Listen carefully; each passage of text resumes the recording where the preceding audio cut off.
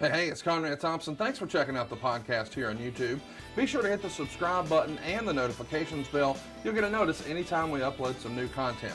And when I'm not asking Bruce, hey, how big was Batista's? Well, you know. One of the things I like to do is help people save money. And if you're watching this video right now and you're in a 30-year loan, man, you're overpaying your single biggest bill and you may not even realize it. I want you to do a little experiment for me. Take your calculator out, multiply your monthly house payment by 360 payments. That's how many payments there are in a 30-year loan. That big scary number, that's your total of payments. You're looking at that number? You know you can do better. Keep more of your own money right now and go to savewithconrad.com. Or maybe you've got credit card debt. Man, it's not a matter of if I can save you money with that. Your average interest rate on a credit card is more than 20%. And by the way, all the interest you pay on those credit cards, it's not tax deductible. Whereas the mortgage interest, well, that is tax deductible. So if you owe this debt, it's up to you how to pay it back. Doesn't it make sense to get the cheapest rate possible and the greatest tax deduction possible? Find out how much money you can save right now for free at savewithconrad.com.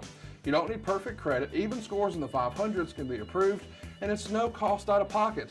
But maybe best of all, we're licensed in more than 40 states. We can help more families than ever before. But how much can we save you? Find out right now for free with a quick quote from savewithconrad.com. What happened when? WHW Monday. And now, let's go to the ring. And here's your co-host. Hey, it's Conrad Thompson. Hey, it's Conrad Thompson, and you're listening to What Happened When? With the voice of your childhood, Tony Schiavone. Tony, what's going on, man? How are you? Hey, buddy, I'm okay. How are you doing? I'm sure better than you deserve. Man, you took the words right out of my mouth. So excited to be here with you. Today's going to be a fun show, man. We're kicking an old school, talking about Clash of the Champions 18. Got a little something for everybody. So many news and notes and moving and shaking and goings on. It's going to be a good time, but more importantly, what are you up to, Mr. Schiavone? How is the Schiavone fam? Well, I guess we're okay. I had some of our kids in other households be affected by COVID. Oh, everybody okay? Yeah, everybody's fine. Everybody's pulled through. It happened, more than 10 days ago. And of course, I've stayed away from those people.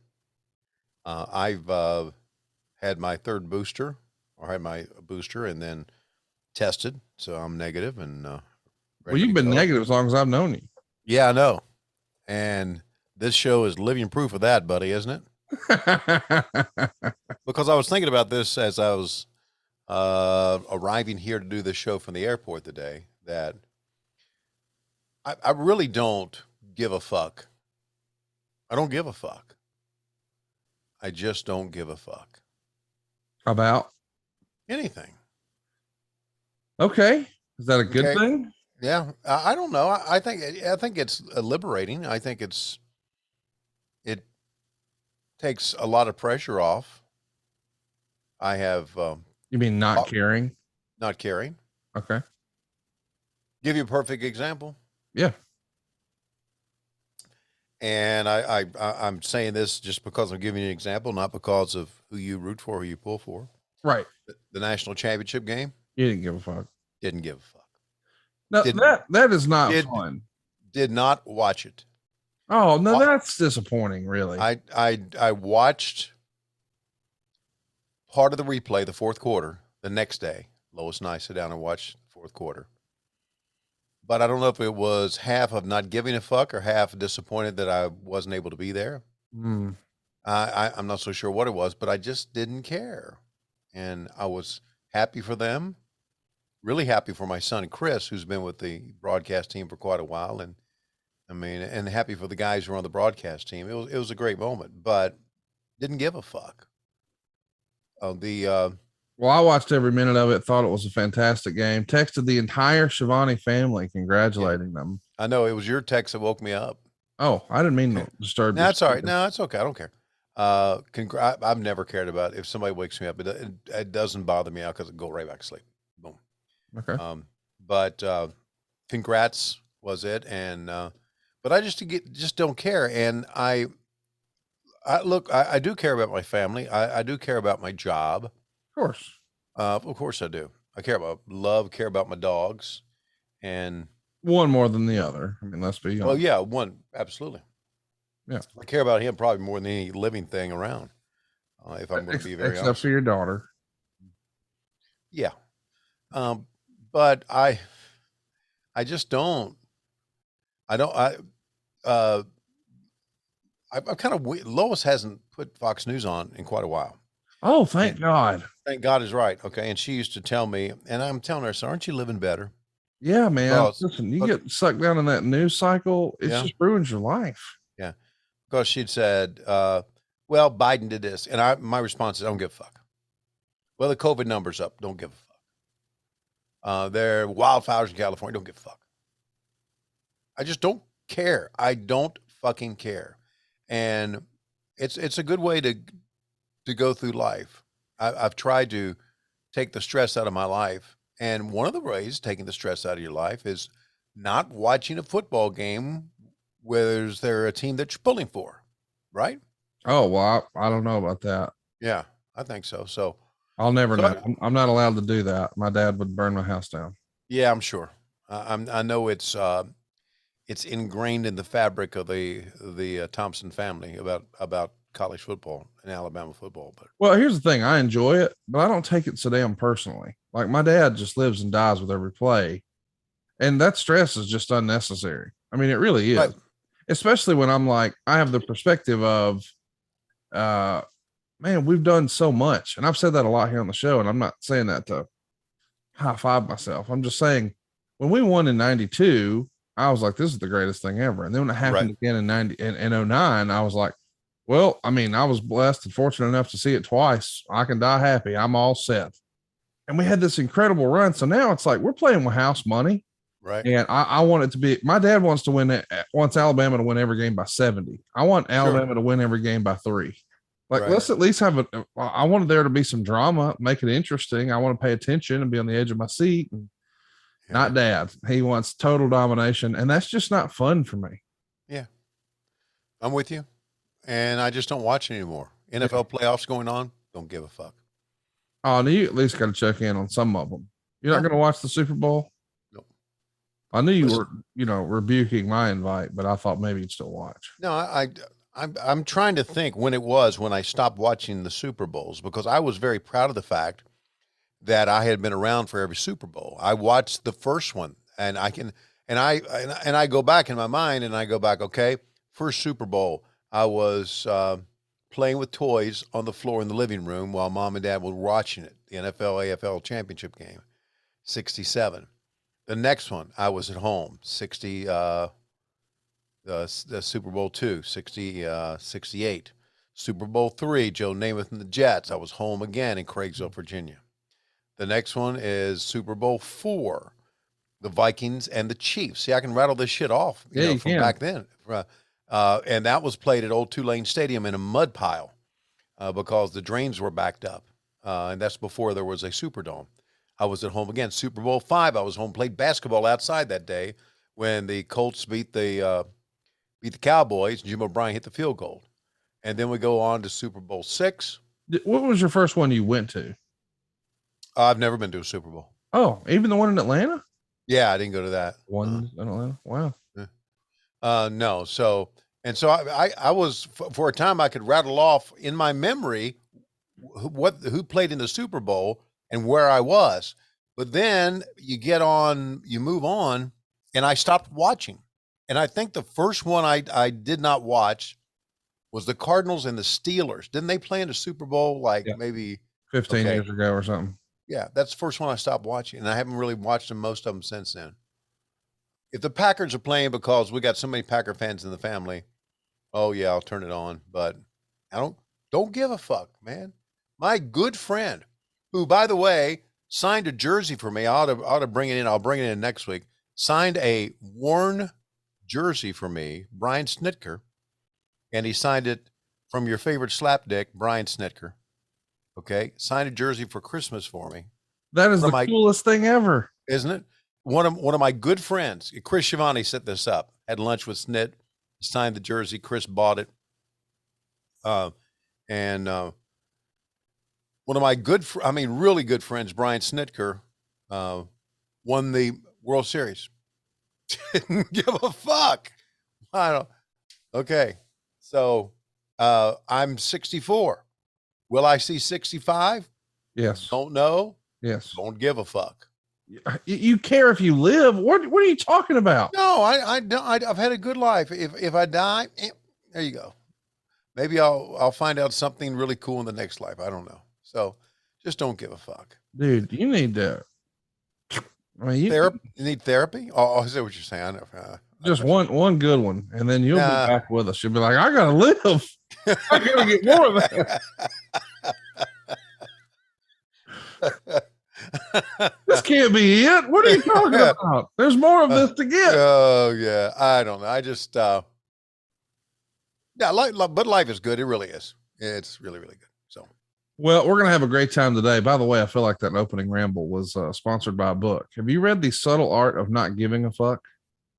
No, but I've heard about it. I think that's like the Tony Schiavone way. Okay. I don't know if mine is subtle or not. Well, I know one thing. If you're not careful the way you're getting all loosey-goosey on the internet, I mean, I'm seeing what you're putting out there. You're going to get your ass jammed up. Here's what I'm talking about. The way we use the internet has changed dramatically over the last decade, but isn't it odd that the security tools have pretty much stayed the same? Aura provides complete digital security to help protect your online accounts, finances, and devices, and more, all in one easy to use app. Aura provides digital security protection to keep your online finances, personal information, and tech safe from online threats.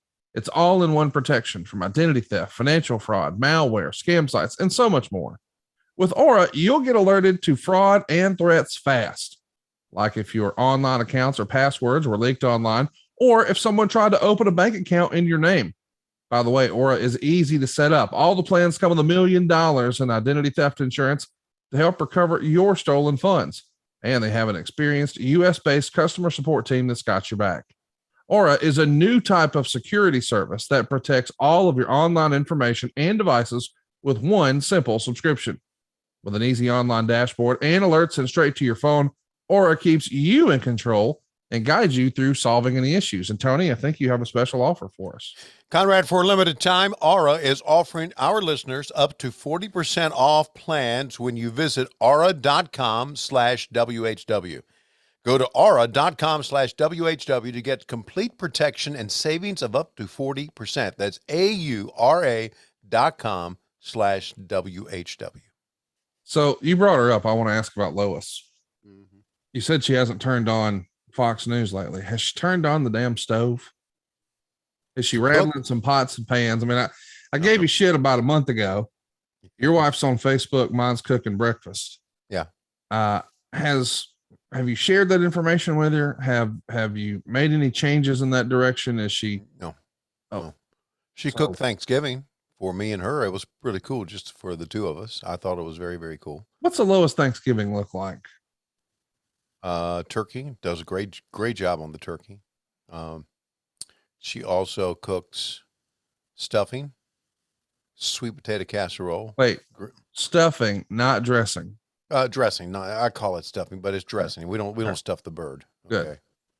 Good. Dressing, gravy, usually mashed potatoes, green beans. I like cream peas, but I have to push to get her to make them because I'm the only one that eats them. And turkey and that's pretty good. Pumpkin pie. I love pumpkin pie. Is one of my I could eat pumpkin pie every day. She makes pumpkin pie from Scrizzy. She will if I push her, but wow, I usually end up going to somewhere and buying one. Yeah, I was going to say that's like way easier these days. But Right. It's not as easy as our friends at DoorDash. You've got back-to-back meetings, errands to run, chores to take care of. What's the secret to clearing your to-do list? Well, a little help from DoorDash. You can get dinner, household essentials, and everything on your grocery list delivered. Get what you want to eat right now and right to your door with DoorDash. Along with restaurants you love, you can now get groceries and other essential items delivered with DoorDash. You can get drinks, snacks, and all your other household items in under an hour. Maybe you're craving late night ice cream. Maybe you forgot that one key ingredient for dinner, or maybe you just need to stock up for the week. With DoorDash, get everything in one app. With over 300,000 partners, you can support your neighborhood go-tos or choose from your favorite national restaurants like Popeyes or Chipotle or Cheesecake Factory. By the way, ordering is easy and your items will be left safely outside your door when you choose contactless delivery drop-off. And Tony, I know at this point you are a DoorDash pro. Tell them how we do this. For a limited time, our listeners can get 25% off and 0 delivery fees on their first order of $15 or more when you download the DoorDash app. Enter the code WHW. It's that simple. That's 25% off up to a $10 value and 0 delivery fees on your first order when you download the DoorDash app in the App Store and enter code WHW. Don't forget, that's code WHW for 25% off your first order with DoorDash. Subject to change, terms apply. And I need to say that DoorDash is a regular venture at our house. Oh, dude, it's in the Metro Atlanta area. That's, you were asking, does Lois cooking? No, she's not cooking. We DoorDash it all the time. We do a lot of grilling here at the house, but when we're on vacation, one of our favorite things to do is, hey, let's pull up DoorDash and see what they've got in this area that we don't have our area. Right. So, you don't want to cook when you're on vacation, and who knows what they've got there as far as equipment and stuff. So it's just way easier to, hey, let's just take that off of our plate and get some stuff delivered. Let's talk about while we're here today. Season 5, episode 1, Clash of the Champions 18. This is early 1992, January 21st, in fact. And there's a lot of moving parts. I just want to add some context to what's going on in the world of professional wrestling. 2 days prior, January 19th, which was a Sunday night, and actually, as our show is airing today is the 30-year anniversary of Ric Flair becoming the first man to ever win both the WWF and the NWA world titles. Of course, Royal Rumble 92 is a fan favorite. People still talk about it to this day. 17,000 fans packed the Albany, New York arena. And now we're going to talk about the Clash of the Champions 2 days later. And of course, in reality, Flair should never have even been with the WWF. He should have been with the NWA. But things got a little heated, and he came to a real impasse with Jim Herd. Mm-hmm. Jim Herd was out just the month prior, January here, or I guess a few weeks prior, January here of 1992. He's out. Kip Fry's now running the show. Whoa. And I've never asked you this, I don't think. Did you watch that pay-per-view, that Rumble 92? Did you watch that one live? Did you get to see Flair win? Is that something you would have been into? No, of course not. Not at all. I wanted to, when we're talking about Jim Herd, Meltzer would write, one of the biggest reasons, maybe even the biggest, for Jim Herd being dumped was that he was cited for too many communication breakdowns in the company, and because he wasn't, quote unquote, a people person. You knew Mr. Herd when you found out that not only is Rick gone, but now he's our competitor. He's on the other channel, and damn it, he's got the big belt. Was there any, I don't know, did you blame Herd, or did you have a different take on it? No, I blamed Herd. I just kind of, I say we, but I guess I just kind of rolled my eyes and said, there we go. He's done it again. Listen, Jim Herd was nice to me. Most people are nice to me because I try to treat people well. Right. But he was a very he ruled and ran the company in a very combative way. He liked, and Eric has said it before, he brought in Eric to piss me and JR off. What type of management does that? Right. So there's no surprise to me that, that he came in and didn't like Flair, and Flair didn't like him. And well, guess what? It just blew up, and it didn't surprise me. So, well, as we said, Flair had the last laugh just 2 days prior to this. As you and I, or people are listening to this, today is the 30-year anniversary. And we know that promo that Flair cut after the match, this is the greatest day of my life, and blah, blah, blah. He's holding the WWF world title in his hand, which we belt collectors refer to as the winged eagle. I guess, maybe there are eagles without wings. I don't know, but we call it the winged eagle.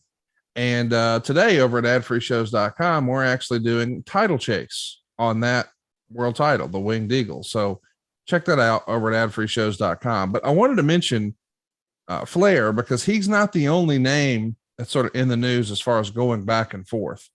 Just again, add context. This is January of 1992. The next big pay-per-view for WCW is going to be Super Brawl 2. It'll be Sting challenging Lex Luger for the world title in the main event. And that will be Lex Luger's last appearance here for WCW. He's finishing up. Meltzer would have this to say. Lex Luger has pretty well been confirmed as joining the WBF by several sources. Apparently, they'll be running an angle with Luger entering a bodybuilding contest, and he'll get blown away by the big bodybuilding names, lose his temper, and somehow segue that into becoming a wrestler. Using Luger is as much an attempt to get wrestling fans interested in bodybuilding as anything else. So we talked about Flair leaving. Were you surprised that Luger was out of here? No, I listen, to me, I mentioned this before. I really was surprised that we operated on a daily basis. Yeah. It wouldn't have surprised me. And I was very vocal about this with people I work with. It wouldn't surprise me to see the sheriff come lock the front door. You know how sheriffs usually do when you go to business? I don't know that they always do that, but well, I think you mean if there's a tax issue or somebody's going to jail, but I get your drift. Right. I was surprised. I was every day surprised that we still had a job every day because of the mismanagement of that company. So when Flair left and Luger left, no shit. Hell, I eventually left. Well, I just think, it's weird. I left first, I guess. Yeah, you left first. But at this point, he'd been here 5 years, he being Luger, pronouns pal. And he's in the main event. He's the world champ. And he's like, nope, done with this bullshit. Yeah. Somebody else was done with the bullshit. And I don't think you and I have ever spent much time talking about this. And I know every time I bring it up, people get upset and people say it's not true. But I'm going to read it directly from the Observer because this is what was written. Mm-hmm. One of the stranger stories of the past week involves the Intercontinental title. Officially, as the story goes, Bret Hart went to the ring with 104-degree fever on Friday night, January 17th in Springfield, Mass, and lost the title to the Mountie. Mountie, in turn, dropped the title at the Rumble just 2 days later to Roddy Piper.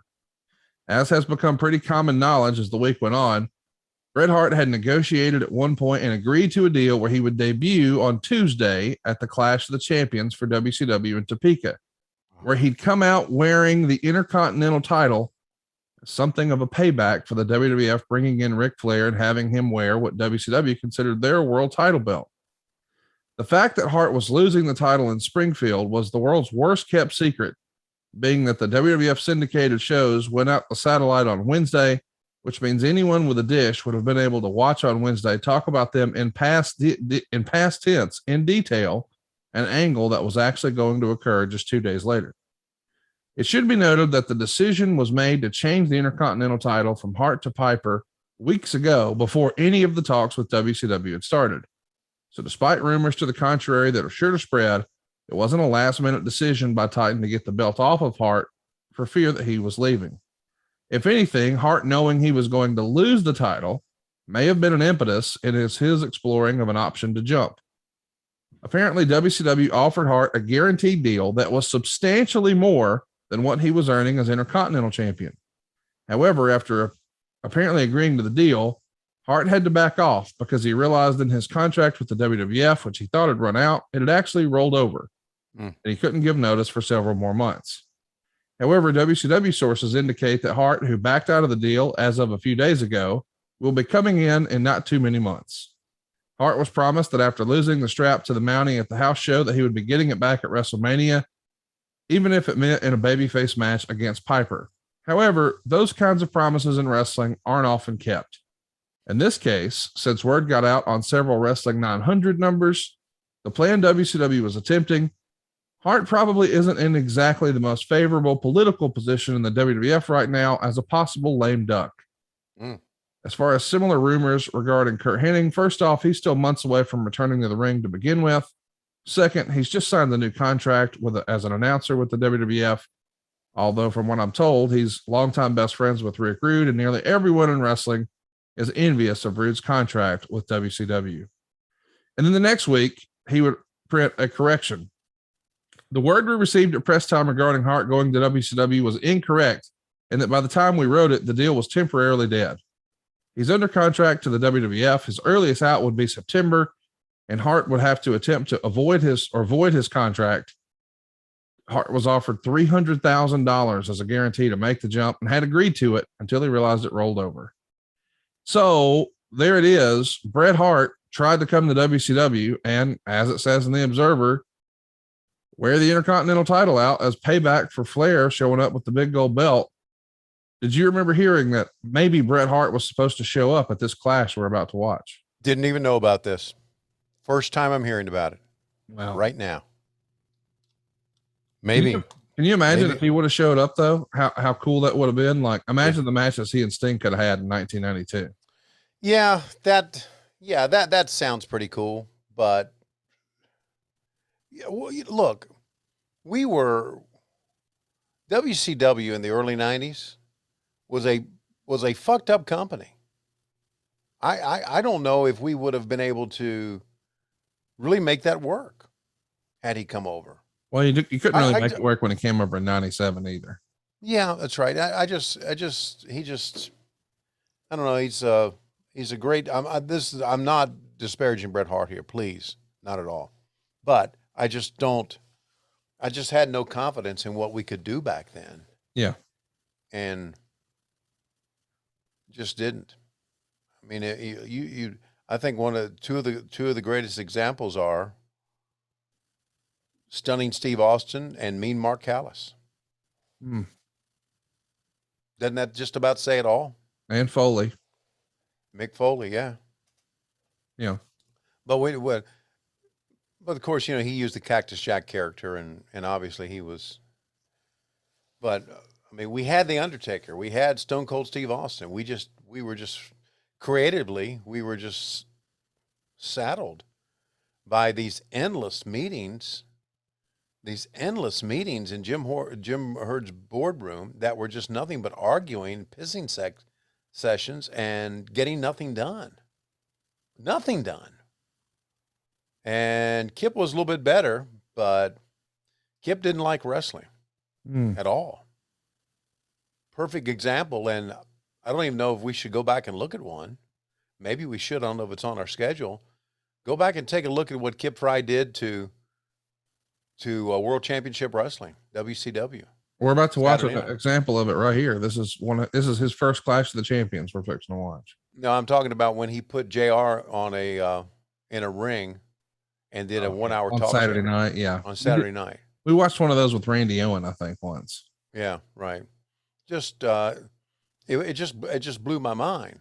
And had I had the balls, or any of us had the balls, we probably would have said, "What the fuck are you doing here?"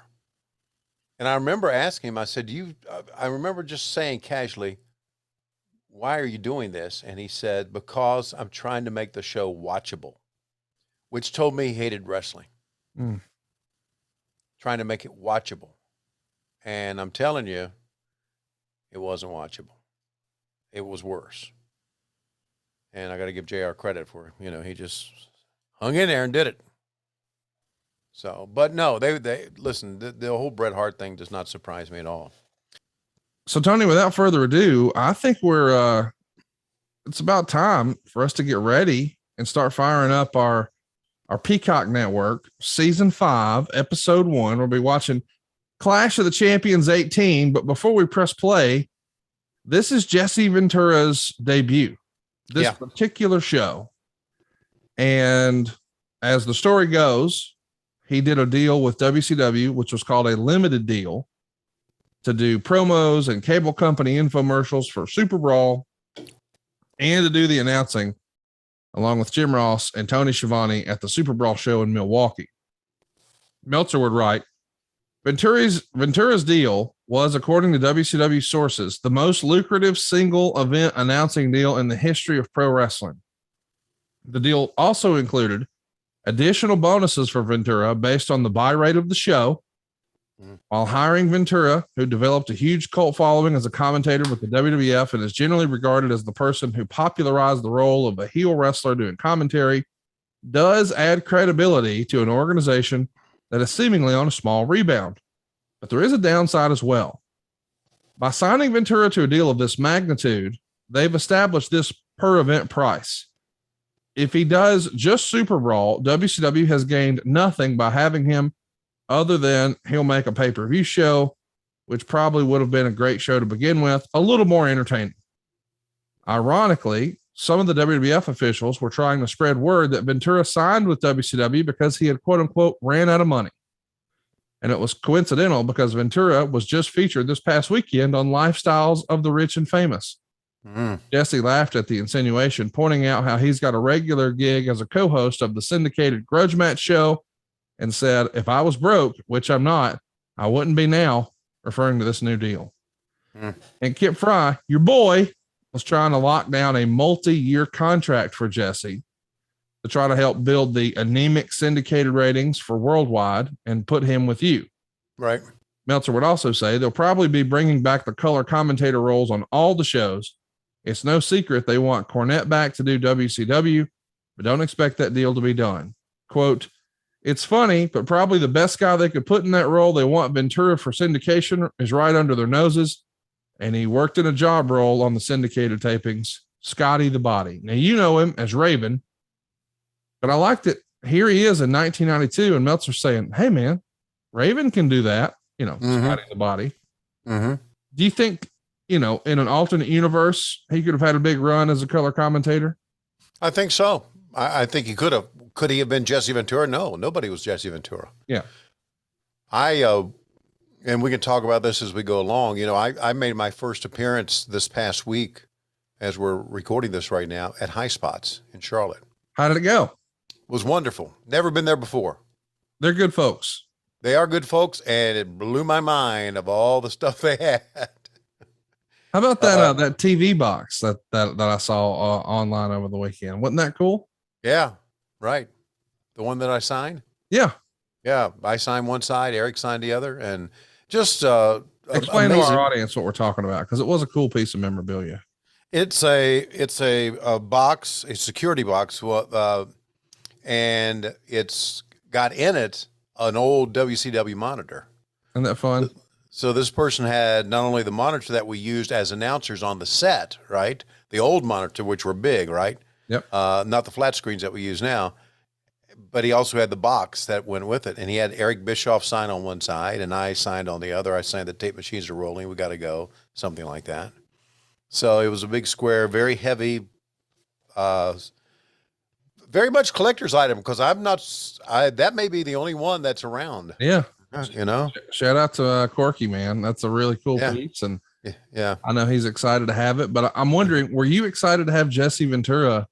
I mean, obviously he had done big stuff, and I know you had worked with him before when you were there, but I'm sure our old pal Jim Ross was looking over his shoulder like, what the fuck is this?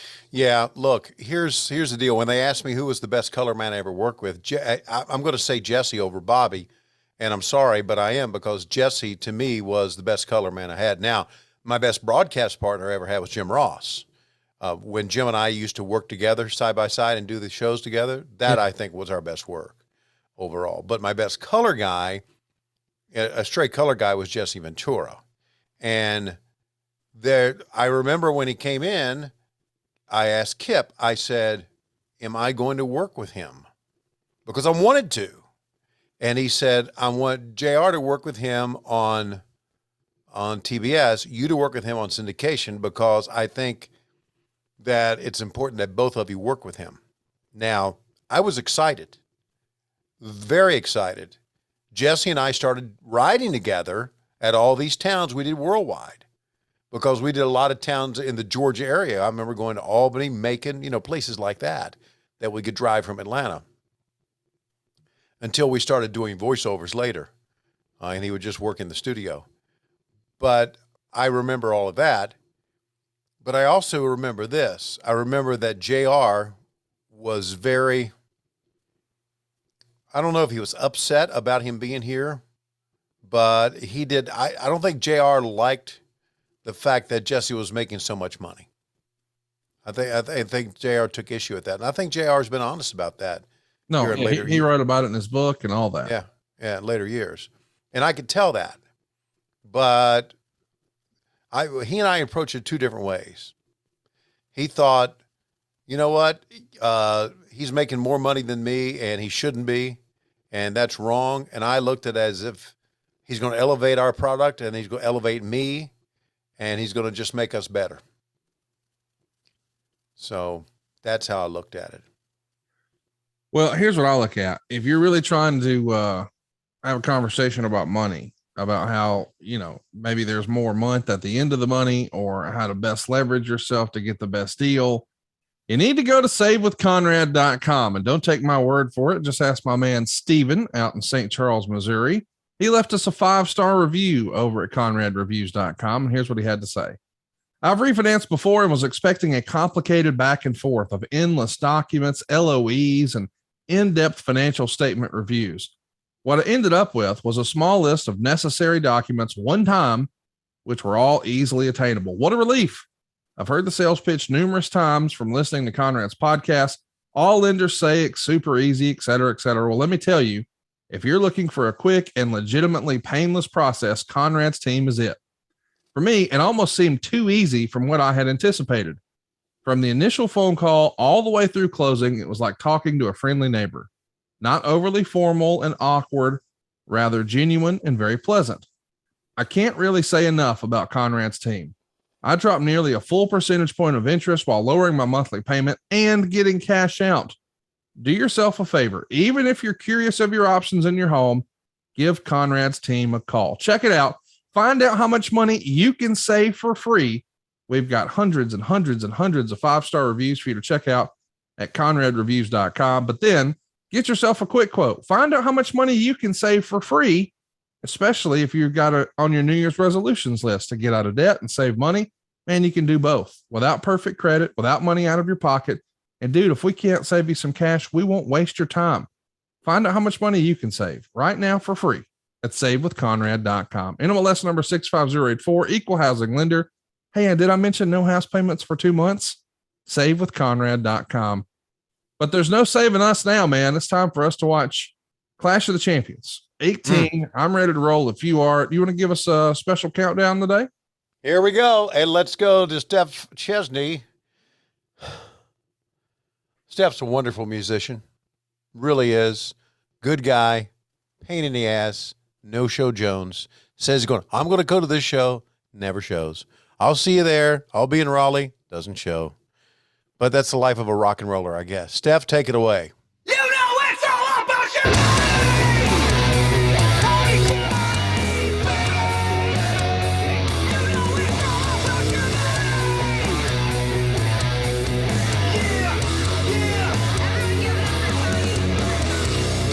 Let me tell you something, you little skinny motherfucker.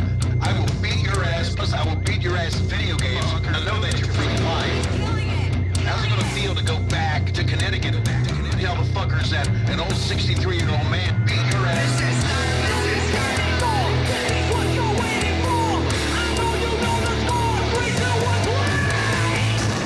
Control of World Championship Wrestling. And the way to bankrupt this whole company is to take away your heroes. And I'm starting right at the top with Sting. To achieve his goal, he assembled a team of the best of the worst in WCW. And tonight, the evil empire of the Dangerous Alliance meets his match against wrestling's Power Elite, led by Sting. I tell you right now that my blood is boiling when World Championship Wrestling presents Clash of the Champions.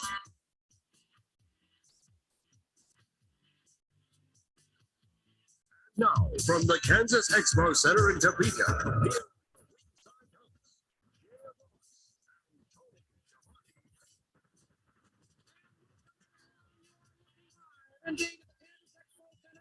Where it's the Clash of the Champions. A tremendous crowd has assembled for 9 tremendous matches that you will see today.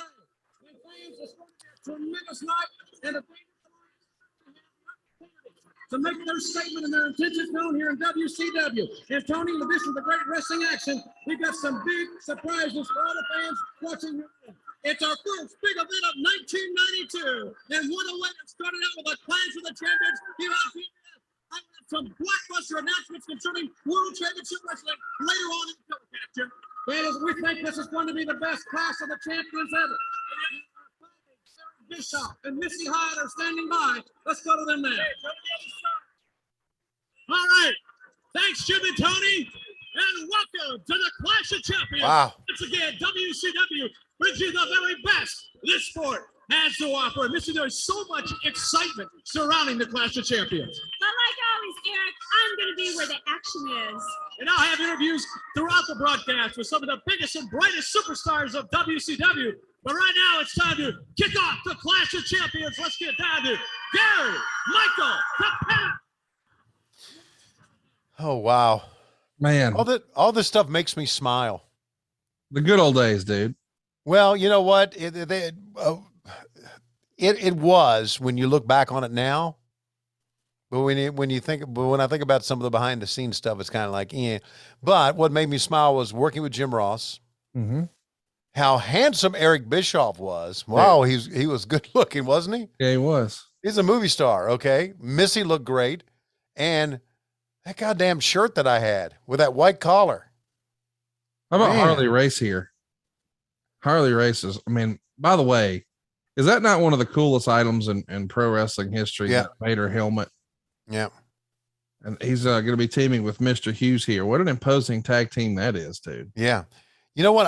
When I did MLW, Court Bauer screamed at me for the one and only time because we had mentioned somebody either had reminded us of the big cat Curtis Hughes or had trained with him. And Court screamed in my ear, "Don't ever mention Curtis Hughes' name on our TV shows ever again." I'm thinking, wow, Curtis had some heat. But he was pretty good, man. Badass right here, dude. Vader and Mr. Hughes against the Steiners. Absolutely. Hugged up right here, buddy. Yeah. Listen, you go down this roster and you see who we have. Ass kickers. You damn right, ass kickers. Beautiful Bobby and Arn Anderson and Larry Zbyszko and Rick Rude. I love the way they were introduced on the voiceover there. The best of the worst. Yeah. Yeah, the best of the worst. Yeah. That's a great way to describe the best bad guys, the best of the worst. I don't remember hearing that before, but that jumped off the screen at me. And our referee here is Nick Patrick, who looks very much like Kenny Powers, but he's probably 6'4". He's as tall as anybody in the ring. Do you think when they were talking the best of the worst, they were talking about Paulie's eating habits? Oh God. Why do you, just a question, we can move on. oh goodness. By the way, I want to mention this show, Topeka, Kansas here did a 3.7 rating and a 5.5 share. That means 2.2 million homes. So based on the way the math is done, more people are watching this show here than, well, anything on wrestling these days. Meltzer would say the rating tied the September 5th, 1991 Fall Brawl disaster from Augusta, Georgia, which had the Enforcers versus Rick Steiner and Bill Kazmaier as a headline.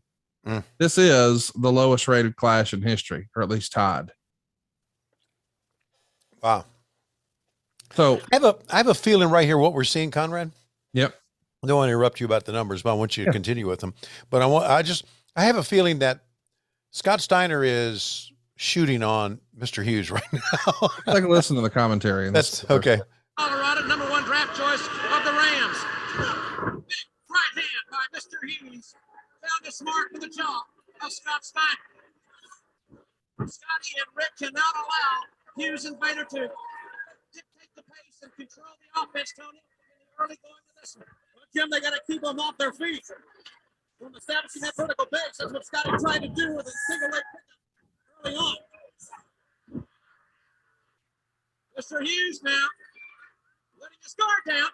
He's got overhead belly to belly. That's a big time suplex right there on a big fella.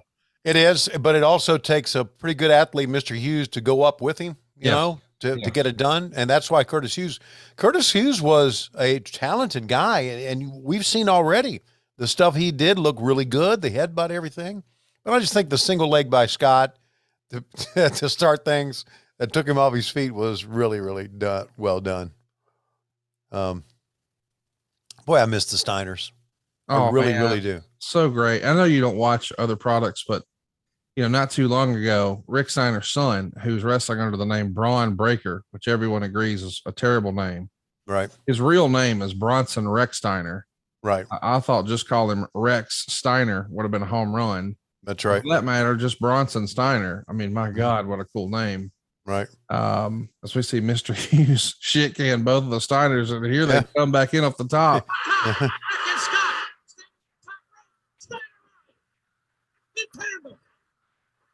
It's the only thing Vader's done in this match right now. Crowd was popping for that. Anyway, Rick Steiner's son, Braun Breaker, won the NXT title. That's great. And after the show, they didn't show it on camera or anything. Rick Steiner was sitting front row ringside, and the guy who dropped the belt to Braun Breaker, Rick Steiner's son, his name's Tommaso Ciampa. That's what he wrestles as. He went over and shook Mr. Steiner's hand, and then afterwards they let Rick get in the ring to celebrate his son with the belt. So it was a really cool, that's great moment for the Steiner family. Yeah, that's great. I have nothing but admiration, respect, and love for the Steiners. And how fun is it too that what we're talking about is, as far as the rookies go in wrestling right now, Rick Steiner's son and Taz's son. Isn't that great? Yeah, that is great. That's absolutely great. I'm going to have to, tune in NXT. I'm going to have to watch his son. You at least got to see some of his stuff. Yeah, I do. Because I met his son, when we worked at, right before the pandemic, I guess it's 2 years now, when we worked at Phillips Arena, the night that Cody went off the top of the cage on Wardlow. Yeah. His son was backstage and was still trying to get into the NFL at that time. Man, how cool would that have been? Yeah. Man, what an impressive display of strength here. Vader press slamming Rick Steiner. Yeah. I wanted to mention, here's what Meltzer wrote. Well, wrestling promotions should care more about the rating because the number of viewers translates into the number they can look at either buying future or live pay-per-view cards, merchandise, or at least potentially hook into watching future TV shows. TV stations look at numbers as compared with their competition, in which case they often place more importance to the share than the actual rating.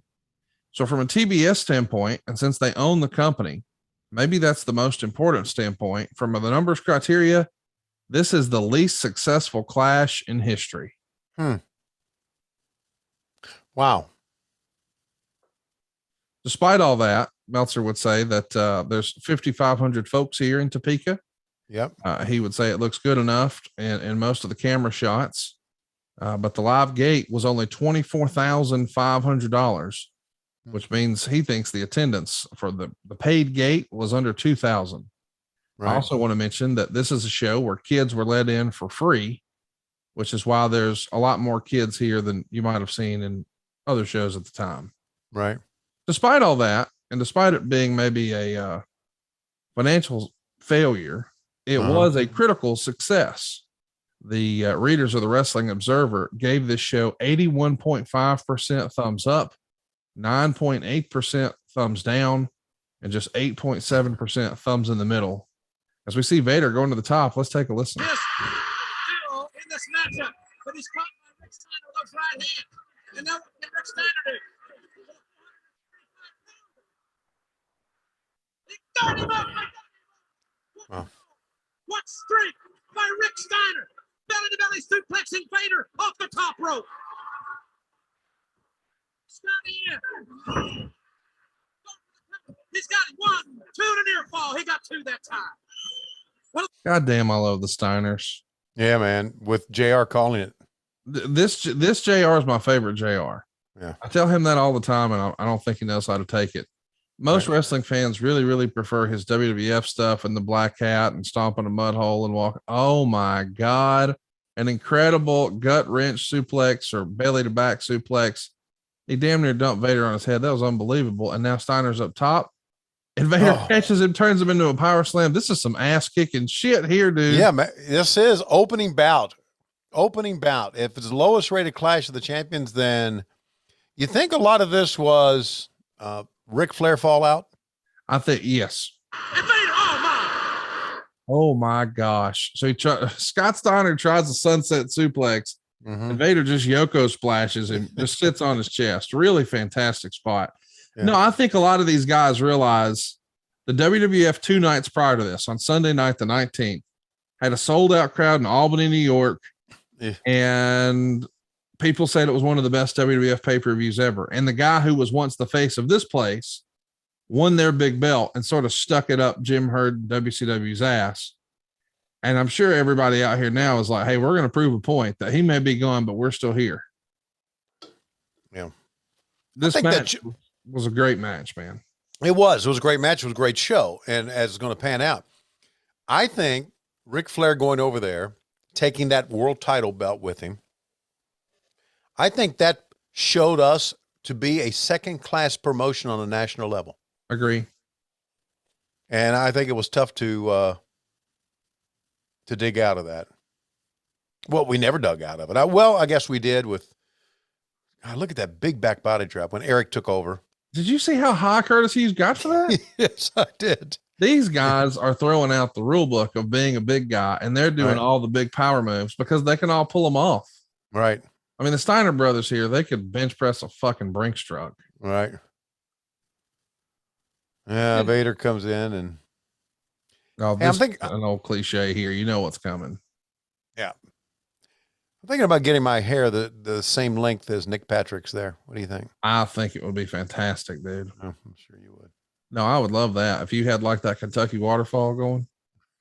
So what it's called, a Kentucky waterfall? I don't know. I may have made that up. So watch out. Look. Off-road bulldog 3/4 way across the ring. That's going to be it. Oh, he tried to kick out on 3. How about that? That's a no-no.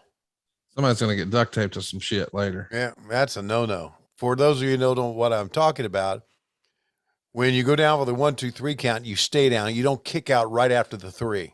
Look at these. Let's listen to this. Time between point to point and execution. The Steiners wasted no time. Moves like a belly to belly. Then they would come back immediately. And then this. When Vader and Scott Rick, tremendous elevation from the corner, and the Steiners deserve it. They continue to move up the ladder in tag team rankings. Steiner Brothers looking for the World Tag Team Championship, and we'll have more on the Clash. Yeah, he's going to hear about it kicking out at 3. By the way, speaking of 3 3.25 stars is what Meltzer gave it. I thought it was a really, really good match. Yeah. Believe it or not, it didn't even, it came in 5th for best match poll in the Observer. Wow. So this is going to be a good show. Yeah, we got a lot going on here, man. A lot going on. Ladies and gentlemen, the following tag team event, it is set for 1 fall with a 20-minute time limit. Introducing first from Wyoming, 230 pounds, Young Pistol Tracy. His tag team partner from Vero Beach, Florida, 240 pounds, Taylor Made Man. Goddamn, I love me some Tracy Smothers. That little dance he did on the way down was fantastic. Yeah. Terry Taylor's got his hair grown all the way out. Otherwise, he's doing his best $1 Million Man impression. Of course, prior to this, he was doing his best Ric Flair impression. Yeah. And now that looks like a Ted DiBiase knockoff. But check out the big pop here for Marcus Alexander Bagwell and Brian Pillman. 25 pounds, Brian. And from Marietta, Georgia, 235 pounds, Marcus Alexander Bagwell. Well, he was a handsome young man, wasn't he? Which one? Both of them. Well, both of them, but Bagwell really was a handsome young man. Had that almost like hourglass shape to him. And hey, let me pitch this to you. I mentioned this sometime in the last 3 or 4 months. We were watching an old episode of Nitro where Buff Bagwell joined the NWO. So probably late 96. Yeah. And I asked at the time, Bagwell was one half of the American Males, him and Scotty Riggs. Shout out to Scotty, who I know is a listener of the show. And I said, man, in hindsight, wouldn't it have been cooler if Riggs joined the NWO? Essentially, it would have been, unfortunately, the NWO B team, but that's what it would have been. But Bagwell then could have been one of the more. So instead of Bagwell being sort of behind the scenes and standing behind some of the big name talkers in the NWO, he could have been one of the flag bearers for WCW. Yeah. And really made him a babyface. And Eric thought that was a great idea. And in hindsight, maybe a mistake to do it the way we did. Now, we all agree that Buff Bagwell, the persona, he was a tremendous heel. But, you know, just based on who all's in the NWO at the time, you're probably going to be what, 5th, 6th, wherever. But in WCW, you maybe could have moved up a little bit. What say you? I think that's a pretty good idea. I agree. I think I liked him better as a baby face than I did that Buff is a stuff heel shit that he did, you know? Yeah. Let me say something about booking and coming up with ideas. Yeah. Especially back then, you have so much you have to do and so little time. You got a show coming up in another 6 days as soon as this one's over. Yeah. Well, as soon as this is over. And so a lot of times you just do not get a chance to sit down and think about things long term. And a lot of times it's what you call on a I guess kind of hot shotting, right? You just come up with ideas and go with it. And there's a lot of great ideas that probably you sit back and think about it would have been great ideas at the time, but they just had a lot to contend with. That's why they used to sequester us. And we used to, me and Kevin Sullivan. Dude, do you see what they just did? This is badass. Yes, it is, buddy. My God. This is like a modern tag match right here. Right. Bagwell went from the inside to the outside, you know, launched himself in with a missile drop kick and then another drop kick. And talk about tag team maneuvers. These guys were not known for being a big tag team, Pillman and Bagwell, but they got something here, dude. This is good stuff. Yep. And see, we missed it, didn't we? Yeah. I'm just saying I prefer Pillman and Bagwell over Pillman and Zink that we saw so many times. Yeah. Oh, yeah. Yeah, I agree. But anyway, we get sequestered and all of us and sit down and try to come up with ideas. And what's happening now is, and I think it's great, and I think Tony allows this in AEW, is he lets the guys come up with ideas and he just listens to them and draws on it and tries to, you know, shine it up a little bit. Wow, great drop kick. Because these guys know they've been wrestlers for quite a while, and guys like CM Punk and Chris Jericho and, you know, who have done a lot. Boy, Tracy, this was like the beginning of the Tracy Smothers to me that was on the independent circuit, right? He was just, yeah. Him as a heel is fun. And by the way, it was written in the Observer. This was originally supposed to be a 6-man, but Steve Armstrong had a knee injury. Yep. It's weird, you know, reading this because I thought Bagwell did a great job so far. And Meltzer says this match was great while it lasted, even though Bagwell's lack of experience really didn't hurt it any. Yeah, it didn't. He was good. Yes, he was good. Absolutely.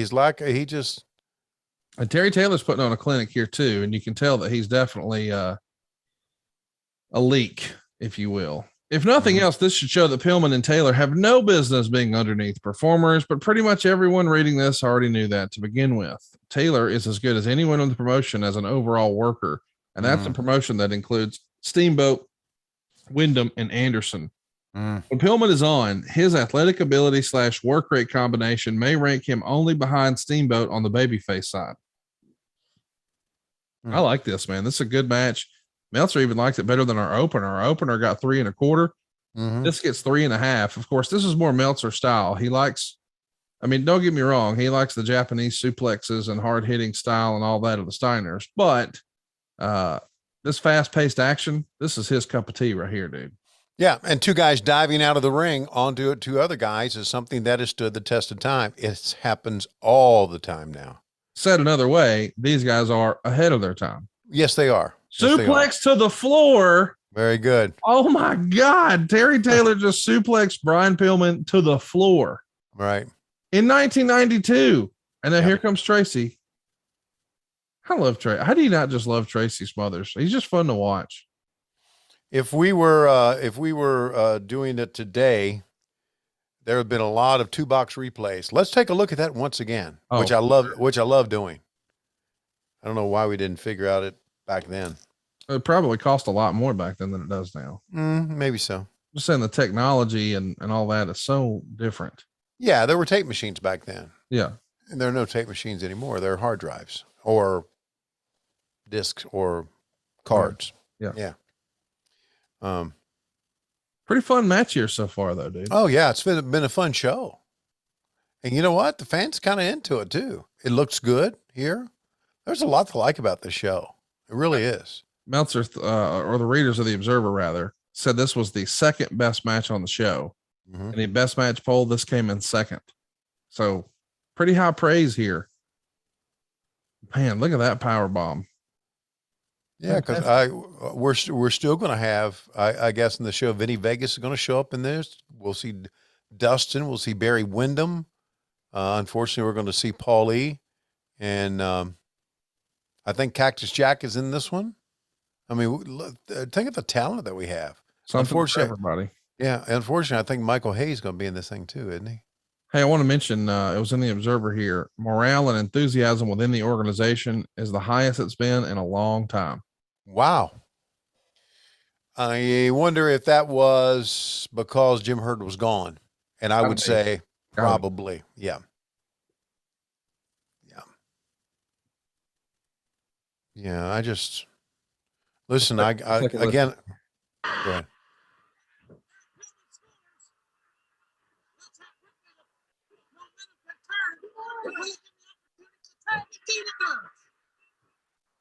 Bagwell in with a full head of steam. Finding their mark. Okay, so we've put over Bagwell a lot, and we just saw that maybe he is relatively new to the wrestling business. Yeah, right. Some of the worst looking punches we've seen. Obviously, he tightened that up as years go on, and that back body drop was just major miscommunication. Yeah, that is. So. But again, let's not forget, this is the era where he's going to win Rookie of the Year. He is a young man, and hey, sunset flip, that gets it done. Bagwell gets the roll up. He's going to get a little camera time here.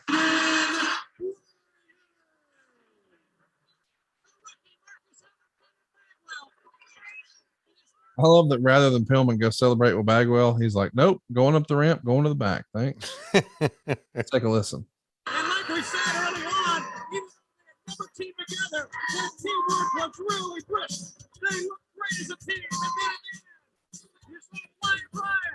Over he goes. Certainly the biggest moment in the young career of Marcus Alexander Bagwell to get the 3 count. And so we come back. We'll take a look at Jushin Thunder Liger and see light heavyweights in action. So it was in the Observer that Jushin Thunder Liger was going to make 5 separate tours of the U.S. here in 1992, and it looks like we got some fun stuff coming up here. Let's take a listen to what we got. Welcome back, ladies and gentlemen, to the Clash of the Champions. In just a few moments, we're going to see light heavyweights in action. Richard Morton and Johnny B. Bad. But Tony, the greatest light heavyweight in the world today is the champion, Jushin Thunder Liger. Jushin Thunder Liger came to the United States, of course, at Christmas time, won the light heavyweight title from Flying Brian in a great match at the Omni Gym, and it was one of the greatest matches we'd ever seen. He has great aerial skill. Then he went back to Japan in front of 65,000 fans as the light heavyweight champion of the world. He is quite a hero over there. We know that Jushin Liger will be in our next pay-per-view event on Saturday, February 29th, Super Brawl 2, to defend his championship. His opponent has yet to be named, and perhaps this match will go a long way in determining that opponent. Let's go right now back up to our ring announcer, Gary Michael Capetta. So we're going to get Johnny B. Bad and Richard Morton here, but then we're going to get an interview with Brian Pillman. And yeah. Meltzer would say Pillman's interview was as bad as his previous match was good, somehow trying to equate Liger with the closing of automotive plants. Bad then put his lips on Pillman's cheek and Pillman decked him. It looks like the beginning of a heel turn for Pillman, but as it turns out, that isn't the case. None of this made any sense or served to do anything to add interest to a Liger versus Pillman match, since I don't think wrestling fans can equate something can equate someone in a spacesuit doing 21st century wrestling moves with U.S. economic trouble. By the way, look at this Johnny B. Bad presentation. He was expecting such big pyro, and it was 2 little poofs of smoke. And then, of course, he shoots the blasters out the end. But this is a look and a half. I wish you had this robe personally. I would love to see you wear it on AEW and, do a ring interview in the middle. That'd be awesome. Yeah, I could probably get away with that. I've told the story about Johnny B. Bad where we were in Columbus, Georgia, and Dusty and I are watching the monitor, and Dusty sees him wrestle as a job guy. And he says, you know what? He looks like Little Richard, doesn't he? I went, yeah, he does. He said, we can make him into something.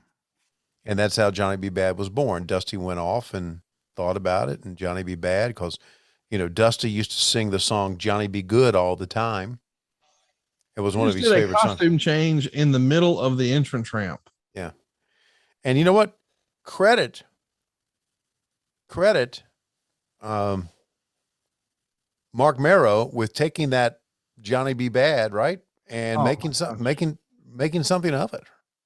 I think a lot of fans forget who Mark Marrow really is. I mean, I know he's doing this over the top flamboyant, character here, and he did a great job of it. He got it over. But in real life, you're talking about a Golden Gloves boxer, a legit badass who married Sable and now is a motivational speaker. So he can talk, he can inspire. He looks like a fucking bodybuilder. He's also a Golden Gloves boxer, and he knows how to talk his way. That guy can sell. If you're hooking up with Sable, I'm just saying that's who this guy is. And instead we've got him in this persona, and he still pulled it off, which is a credit to him that, man, he can do any of this. But look at his footwork there. You could tell, no, he's got a boxing background. Sure. And that's awesome that this guy could have really done any gimmick. If he would have came in the WCW with a boxer gimmick, he could have made it work and been a legit badass. But instead, he did this entertainer, Johnny B. Bad. Yeah. And he's going up against one of the better workers ever. But for whatever reason, it's not going to click. They're only going to get half a star. Meltzer would call it not good. Maybe Ricky was pissed off he had to put over this kid. I don't think it's that. Meltzer says Bad made a great ring entrance, but he sure looked green in the ring, particularly following a hot match. Morton went for a cross body block, and Bad rolled with it for a pin, although it looked bad because they nearly got tangled in the ropes. Not good. Yeah. You know what? I think a lot of times as wrestling watchers, or if I can use the word observers or followers, we discount where in the show matches are put. Yes.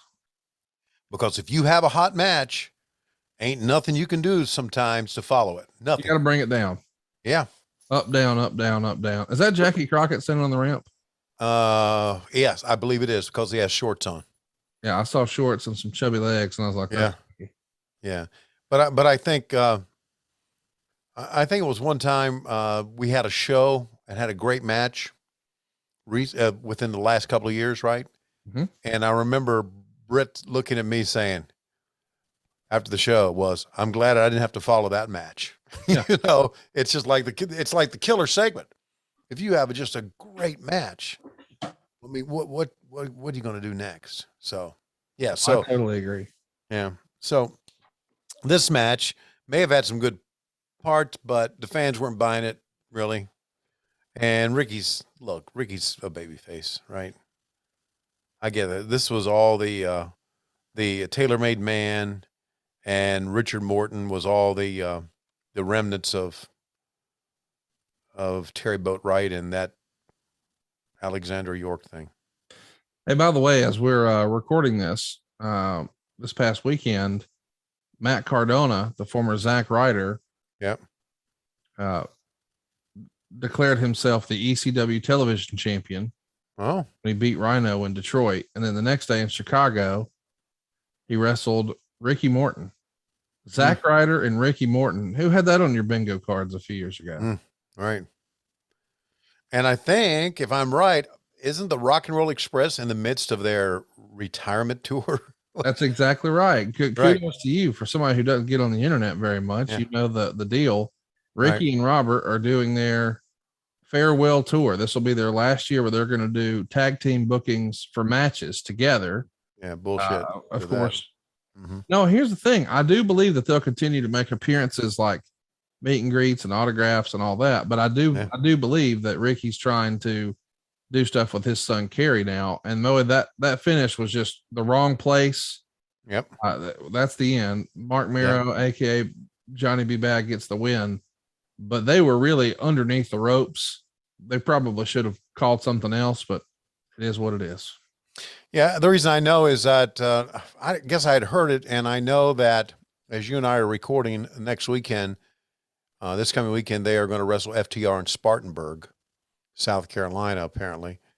And that's going to be one of their retirement matches. And there was an invite for me to be there to be the ring announcer for that, and I couldn't do it. Of course not. You won't do that. No, I do that. P and News will be rapping, and you'll want to be clapping next. We got to hear this. We got to hear this, man. I think this is the interview with Brian Pillman. Okay. Johnny B. Bad. Let's take a listen. Expo Center in Topeka. And now, Eric Bischoff. Welcome back to the Clash of Champions on TBS. Eric Bischoff along with Johnny B. Bad, who just before the break scored an impressive victory over Richard Morton. And Flying Brian, we saw you in impressive six-man action a little earlier on. Not too long ago, we saw some footage featuring Jushin Thunder Liger in Tokyo, Japan. And certainly given the amount of international prestige associated with that title, you've really got to be focused on that rematch. I'll tell you what, it goes much further than focus. In a very short time, Thunder Liger and myself have developed a very bitter rivalry. But it goes much deeper than arm drags and hip tosses for me. And I say that with the utmost respect for the Japanese people. But all I can remember since I was this high, a little kid growing up, all I've watched Japanese industries buying up neighborhood communities, turn them into high-rise office towers. Seeing close friends of mine, former classmates, looking in the eyes, seeing the despair because they've lost their jobs at the auto plant thanks to a rebate courtesy of a Japanese automaker. Well, I can assure you of one thing, Thunder Liger, there's one thing I'm not going to watch, and that's you. Take that belt back to Japan because February 29th, 1992, Super Bowl, I'm bringing that belt back where it belongs, the United States of America. Kiss that.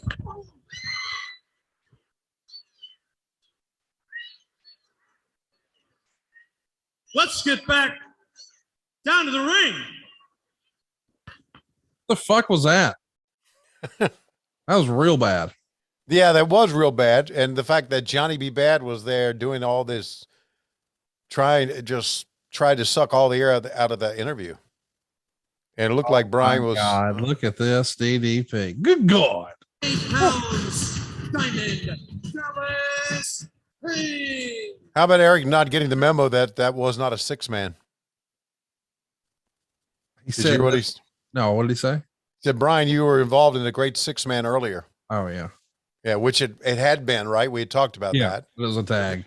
Yeah, but he just had, I guess they had been on the format that it was a six-man, and he didn't watch it, I guess. How do you not love DDP coming out? I mean, DDP, what a walking gimmick he was. I know. Speaking of gimmicks, here comes P and News. My God, let's listen. Master. News, the WCW Magazine Rookie of the Year, and a new edition of the WCW Magazine with the world's champion Lex Luger on the cover is now on sale at newsstands nationwide. It's in a wrap. It's the first Clash in 92, and have I got a surprise for you. Come on, Paige, let's see what you got. I know you'll fight fair.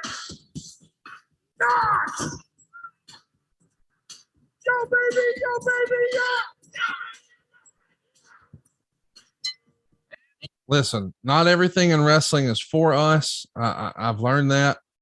You know, those kids, though, as corny as this shit is, they were into it. Did you hear them yell, yo, baby, yo, baby, yo? Absolutely. Absolutely. This makes me think of the first show that we did in Washington, and I may have told this story before. I'm sure I have. And we're in catering, and JR and I are sitting there with Tony Khan, and Tony talks about the Halloween Havoc 91 and how he remembers that show. And apparently PN News did a wrap on that pay-per-view. And Tony sat right there and rapped the entire song to me and JR. Really? Yeah, as we're sitting there. And JR just kind of slowly turns, looks at me as if to say, this fucking guy's a fucking mad scientist, which he is. And again, that's just the amazing recall of Tony Khan, that he knew the words to that rap. Yeah. Yeah. I'm going to always, when I think about PN, going to think about Tony Khan that day. But it was just, so how many freaking stars or lack of stars did this one get? 1. This got 1 star. Meltzer says this match had no business being on the show since it only served to take down and clutter up the show. People were going to have a negative attitude about it because of who was in it, but it wasn't as bad as it sounded on paper. Page really tries and shows improvement, but obviously has a long way to go. And you know what? Dallas would agree with that. I mean, he's a gimmick and a half here, but he's working his ass off, and he ultimately becomes a tippy top guy. And it's kind of fun to think about the timing. 5 years after this, almost to the damn day, is when he's in the Superdome in New Orleans and turns down the chance to join the NWO and hits a diamond cutter on Scott Hall. He would go on that year to have the feud of the year with Randy Savage, and it became his year. But we're seeing him now here 5 years prior to that. And when Meltzer says, oh, he's got a long way to go, yeah, he's got 5 years to go. And then he's on top, man. And DDP is one of the more interesting figures in wrestling history because he overcame all of this crazy adversity. And nobody talks about it anymore. But I mean, at this point where we're watching him here, I don't think he even knew how to read. Yeah. But he went from being a successful business owner and club promoter to getting to talking his way into being a manager and then becoming a wrestler late in life and overcoming injuries. And now look at him. He's going to become world champion, start DDPY and the whole Comeback Studios thing that still helps out with AEW. I don't think there's anybody like him in wrestling. I'm not so sure anybody like him that I've met in my life in any type of vocation I've been involved with, which includes football and basketball, baseball, and Starbucks, and just knowing other parents of kids and in the Pope band. There's never been a man like him that has had impact on my life. He's had a profound impact on my life. He's helped me lose weight, and he's and I still see him today, right? And how about this? You got to have balls to lay still on the mat and let PN News jump off the top rope on you. Damn straight. And he's got a new podcast, right, with Jake the Snake. He does. Here comes the big splash. He fell that way, but Diamond Dallas Page was not. And a great win here on TBS for the Rap Match. As we come back, Tony Schiavone has some very special guests. But now here's this week's WCW Top 10. Oh, man, I love the top 10. Top 10 is a fun deal. Let's take a listen. In the number 10 spot, the Cruncher from Pittsburgh, Larry Zbyszko. In at number 9, 7 feet 7 inches tall, El Gigante. The number 8 man, Big Van Vader from the Rocky Mountains. In at number 7, the natural Dustin Rhodes. The number 6 man, the wild man for Truth or Consequences, New Mexico, Cactus Jack. The number 5 ranked man, the dog-faced gremlin, Rick Steiner. Ricky the Dragon Steamboat checks in at number 4. The number 3 man, the world television champion, Stunning Steve Austin. One notch above him. And at number 2, from Venice Beach, the Stinger, the U.S. heavyweight champion, Ravishing Rick Rude is the number 1 ranked contender and the world heavyweight champion. The total package, Lex Luger, and that's the top 10. That's stacked, isn't it, with talent? So much talent. And I love the top 10 concept. I know some of our listeners probably don't get why I dig it so much, but it had a very cool, like, football feel, right? College football and college basketball. You have these different rankings for where people are, and I really dig it. And of course, these days the UFC is using it. So and or something. And AEW is using top 5. So, of course. AEW is doing the rankings too. Let's take a listen. Right. And you know, fans, I said during our last pay-per-view of 1991 Starrcade that 1992 would be WCW's biggest year ever. We have some very important announcements for you. First of all, I'd like to introduce all the great fans here in Topeka and all of our fans nationwide, the new man in charge of WCW, our new executive vice president. Please welcome with me, Mr. K. Allen Fry. Mr. Fry, be great working with you here in 1992. Thanks very much, Tony. It's great to see you and great to be a part of World Championship Wrestling. You know, 1992 is going to be a year full of surprises for us, and I have the first surprise right here. This is the contract for the next World Heavyweight title match. It's going to be February 29th, Super Brawl 2, only on pay-per-view. And the signature on this contract, Tony, is none other than the total package, Lex Luger, the World Heavyweight Champion. I tell you what, world title match during Super Brawl, it is going to be tremendous. And that's not all, Tony. We've got more. Because with an event of this magnitude, I knew I had to go out and find the one person, the one personality who would do this event justice. And I found him. He's here tonight. That person is His Honor, the man who tells it like it is, Jesse the Body Ventura.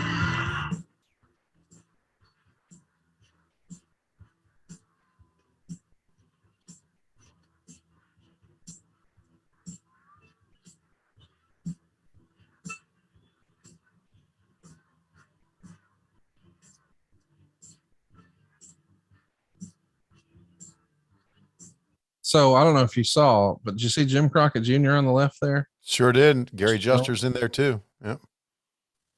Oh, I see Gary now. Yeah. Take a listen. Jesse, great having you with us here at WCW. Well, let me tell you what, Tony Schiavone, it's been a year and a half, and I am pumped up because as far as I'm concerned, WCW is the wrestling of the future. And Jesse the Body, the man who tells it like it is, will be the man at Super Brawl to broadcast it from start to finish. I'm pumped up. I've been out of wrestling far too long, and I'm back where I belong. Tony, thank you, Jesse.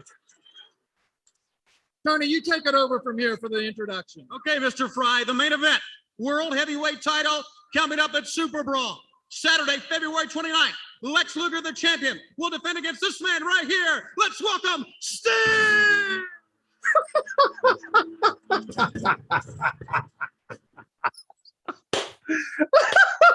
I love you, Tony Schiavone. Yeah. Oh God. Hey, who's that behind you? So I see I see Gary Juster. Who was the fellow who was standing right behind you? Did you recognize him?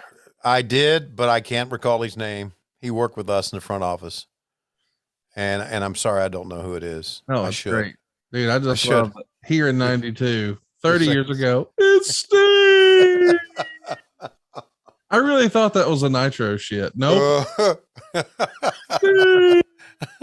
you, sign the contract, but before you sign the contract, we have the WCW World Heavyweight Champion, Lex Luger, standing by with some comments for you. Let's go to Lex Luger at this time. You know, a lot's been said about the seclusion of Lex Luger as of late. I call it the champion's prerogative. I call it preparation, both mentally. I'm getting in tune for the biggest event, the biggest match of my career, like I never have before. It's called concentration. It's called focusing on one thing and one thing only, and that's victory. Physically, I am in the finest condition of my life. My training regimen has never been more severe. I am totally and absolutely prepared like I never have before in my lifetime for this match coming up. A lot's been said about friendship. Friendship is put aside when you step through those ropes and the bell sounds.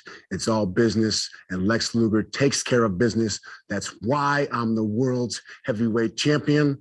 That's why when it's all written, the storybook career of a total package Lex Luger, I just don't want to be the greatest wrestling champion of all time.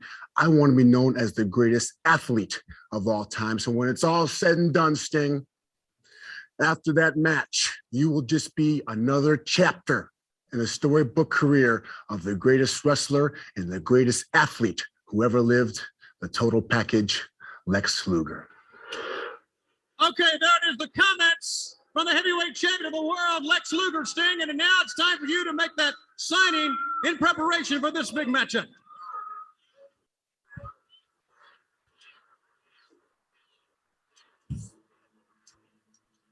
I wish I could grab him right out of the street now and do it right now. All right, the Stinger and Jesse, Super Brawl, Luger and Sting for the world title. Well, I love it. I came back here because this is what I said, the wrestling of the future. You got Sting, you got the total package, Lex Luger the champion, and you got Jesse the Body Ventura, who will be there from start to finish to broadcast this match. I'm fired up. WCW all the way. Jesse the Body Ventura, Sting, and the total package, February the 29th. Super Brawl. Be there. We'll be back after this word. Yeah. I love Jesse threw it to commercial. Oh, I did too. And did Luger's interview suck or what? It was bad.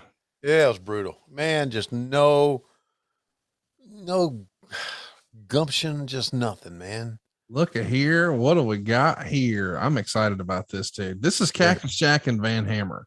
Yeah, I know what you're thinking. Oh, this won't be any good. This is probably the best match Van Hammer ever had. Want to know how I know? This got 33 votes for the best match of the night. It's voted the 4th best match. Van Hammer has a good match. When did that happen? Well, it took Cactus Jack. Well, I think they went all over the place on this one, didn't they? It's going to be a hell of a match. It's Falls Count Anywhere in Topeka. Right. Meltzer would say the Cactus Jack show exceeded its expectations yet again. And man, look at there. Super Brawl 2. Get your tickets here. Use your Visa or MasterCard and call this number. That's tremendous. That's really cool to see. Yeah, right after we made that big announcement for Luger and Sting. Sting had some, there's Tim Smith at the camera right there. Longtime Gator fan.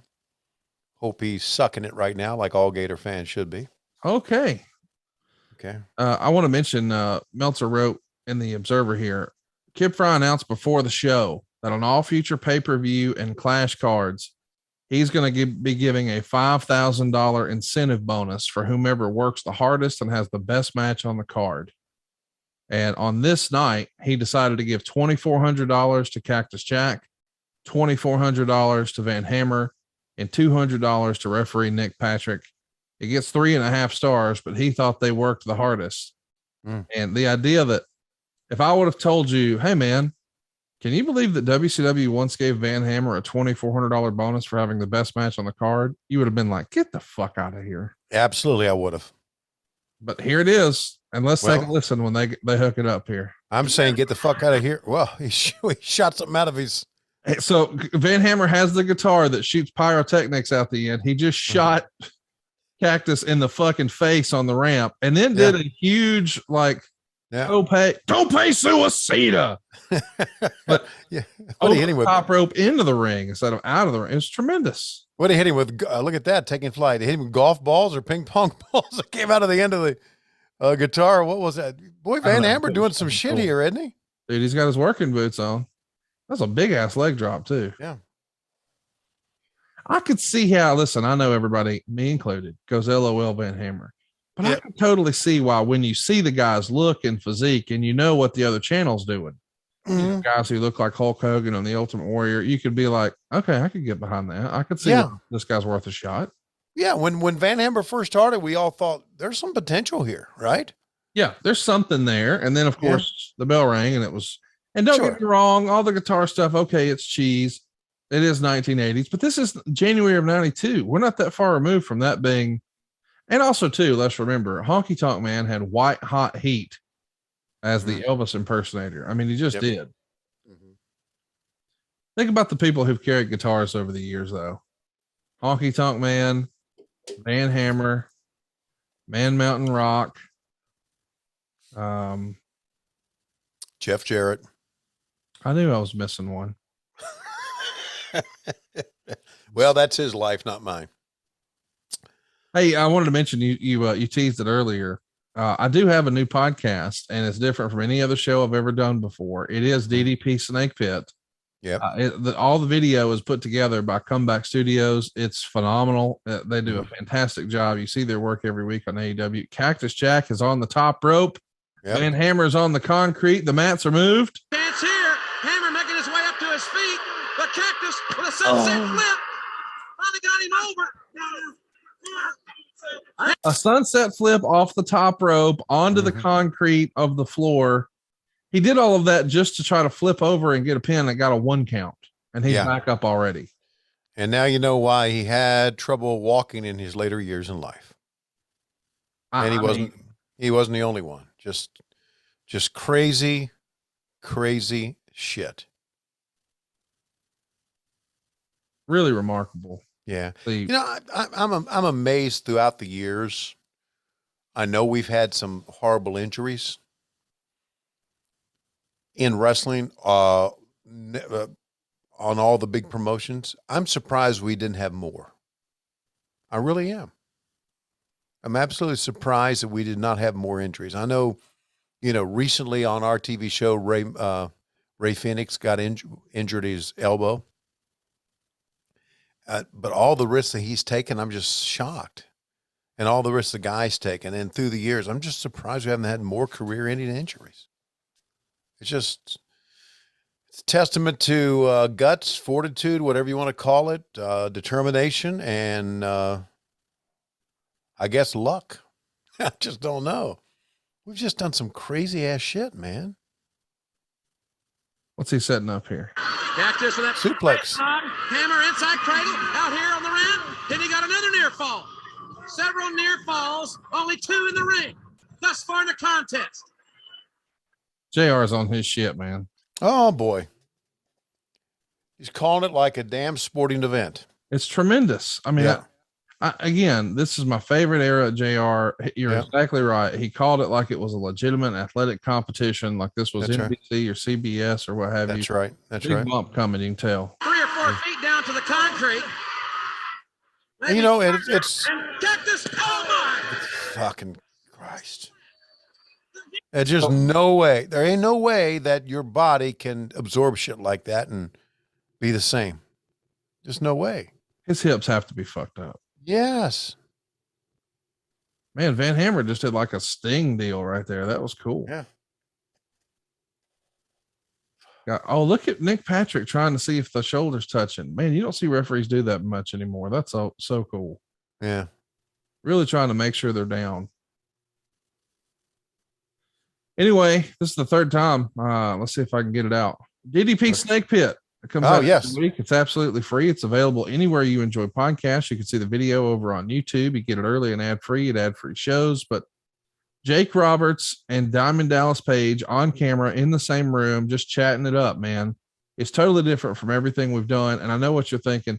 Oh, I don't want to get Shield and sell a bunch of yoga. We don't even have yoga commercials in there yet. I'm sure we will eventually, but we're not talking about yoga. We're talking about these guys and their friendship, and it's like a buddy cop movie.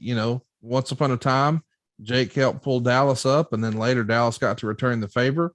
But we talk about the good, the bad, and the ugly of professional wrestling. Lots of great stuff happening on there. It's unlike any of my podcasts. Can't recommend you check it out enough.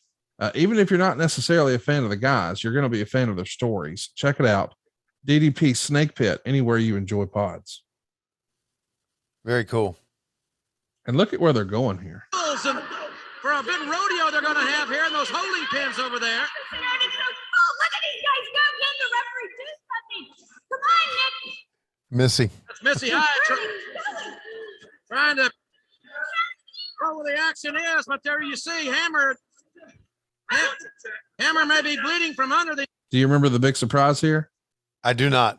There's a big surprise coming as we see a cow skull now being used as they're near the rodeo area. But here comes a big surprise. Oh my God. She's not going to get too close to that, I can tell you that.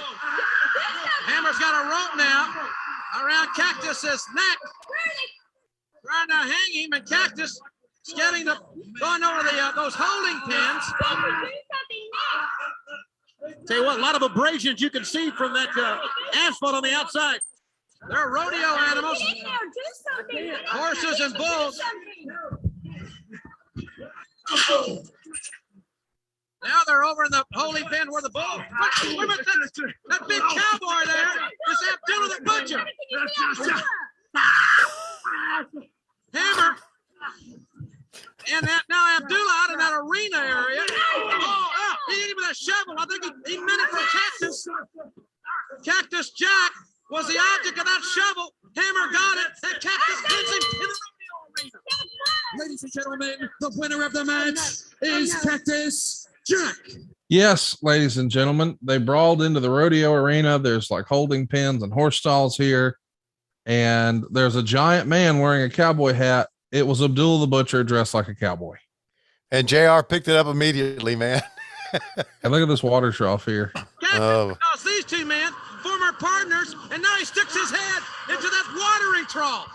It's cold outside here in Topeka. Abdullah now and Cactus with Missy Hyatt right in the thick of things. Abdullah's got Missy, and Abdullah's got Missy by the legs, and he knows Missy into the incredible jump.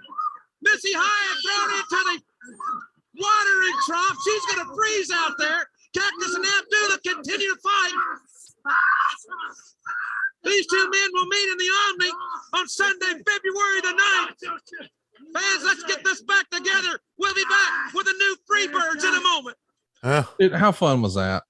It was true. Missy could play the part, couldn't she? Oh she really could. She Okay. could play the part. Oh my God, Michael Hayes is on his way. Yeah, the new Freebirds. You don't want to miss this. What are you talking about? Yeah. And I Wow. tell you, we talk so much about great tag teams. They cut it. They cut the. They had to cut the entrance totally. Okay. Maybe because of the music. Yeah. Maybe they came out to Bad Street and they couldn't play it. I'm not sure, but we're joined in progress now, or so it seems. Freebirds taking on Big Josh and Brad Armstrong. Everybody knows Brad Armstrong's one of the best wrestlers that ever lived. Right. And of course, the Freebirds in this moment are Michael Hayes and Jimmy Jam Garvin, who had a full head of hair, and Big Josh, the tag team partner of Brad Armstrong, is going to go on to become Doink the Clown. Right. The real life Matt Bourne, an incredible performer, but probably a troubled individual. Yeah. He was a good guy. He was a good guy, Matt Bourne. Liked him a lot. I want to mention that match we just saw got 3.5 stars. Here's the best part of this. Cactus wound up thrown in a water trough, and it was very cold out there. And so was announcer Missy Hyatt, unbeknownst to her. That was no acting job by Missy, apparently.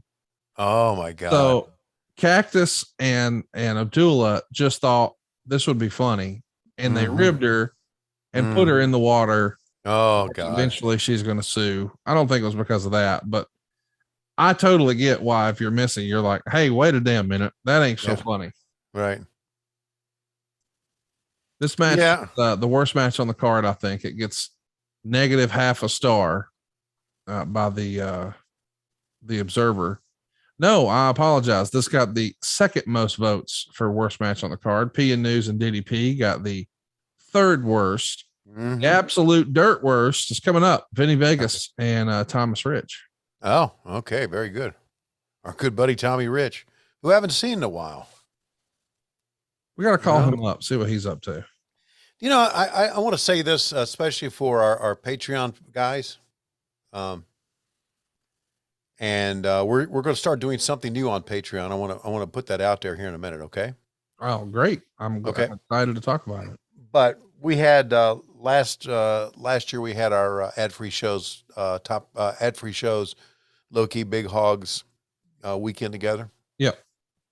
I I thought our first low key big hog get together in Huntsville, didn't we have a great time? I thought so, for sure. Yeah, I look back on that fondly.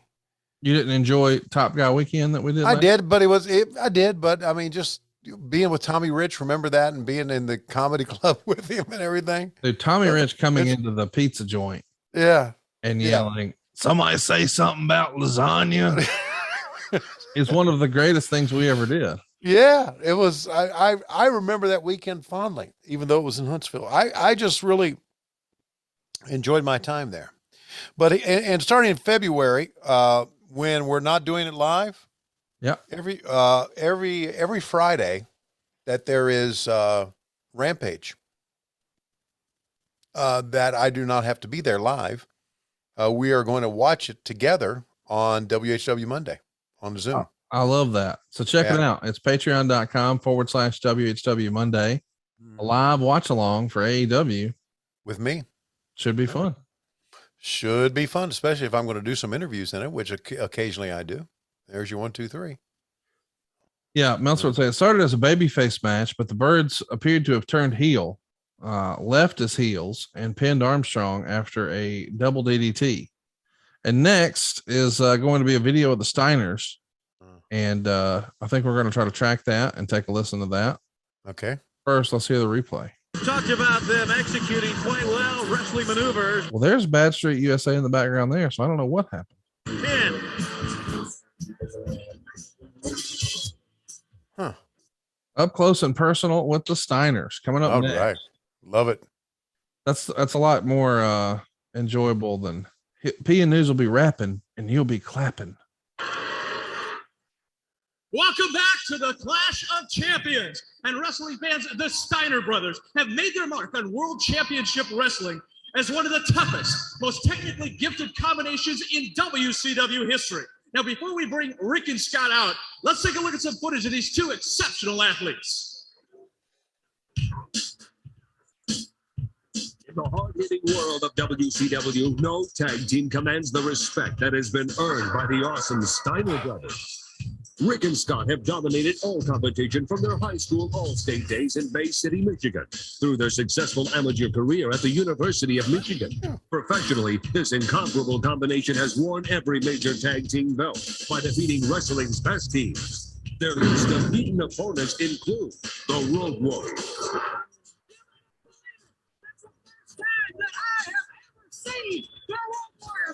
the Samoan SWAT team,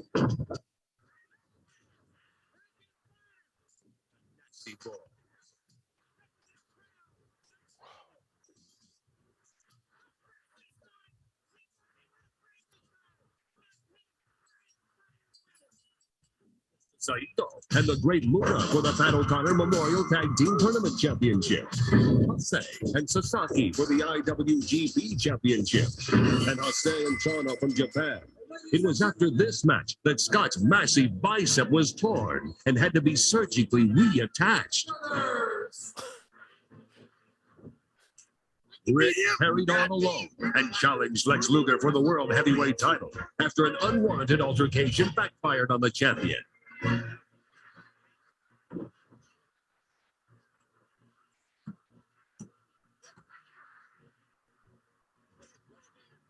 With Scott at ringside, Rick came within seconds of the World Championship. But now, with both brothers healthy, Rick and Scott are focused on wrestling's most coveted tag team title, the WCW World Tag Team Championship. Impressive indeed. Hello, everybody. I'm joined now by Rick and Scott Steiner. You're looking at a team here that started wrestling at the age of 14 years old. And you two really got the taste of championships early. State high school champions, 2 times All-American in Michigan. And you're the only tag team in history to ever hold the WCW US Tag Team titles, the IWGP titles, and the WCW World Tag Team titles. Now that you're back together again, the bicep is healed. You've got to be looking at those WCW World Tag Team titles. Well, you see, Eric, it goes like this. Someone came into my brother's house and stole something very precious, something that meant very much to us. Some people would go to the police and get law and order. Me and my brother have our own way to take care of justice. You guys took something from us. Nobody ever beat us for them. And we coming after you two, Arn Anderson and Bobby Eaton. How about it, Scott? You know, Eric Bischoff, they say patience is a virtue. Well, me and my brother are not patient anymore. We're ready to come back and reclaim something we never lost. Beautiful Bobby, Arn Anderson, put your name on a dotted line and we'll prove to you who's the best tag team in wrestling. And just like Alice Cooper used to sing about, that is now our motto. When we step in the ring, it's no more Mr. Nice Guy. We're coming at you with bad intentions. You heard it from the Steiner Brothers. Fans will be back with more action from the Clash of Champions right after this break. So Meltzer would write of that little skit that we saw. Included, not so inconspicuously on the clips, were videos of them beating the past two WWF tag team champs, the Road Warriors and the Nasty Boys. Adding to that, this past weekend's TBS show where they aired both clips of Sting and Luger gaining what appeared to be clean and easy pinfalls on Sid Vicious.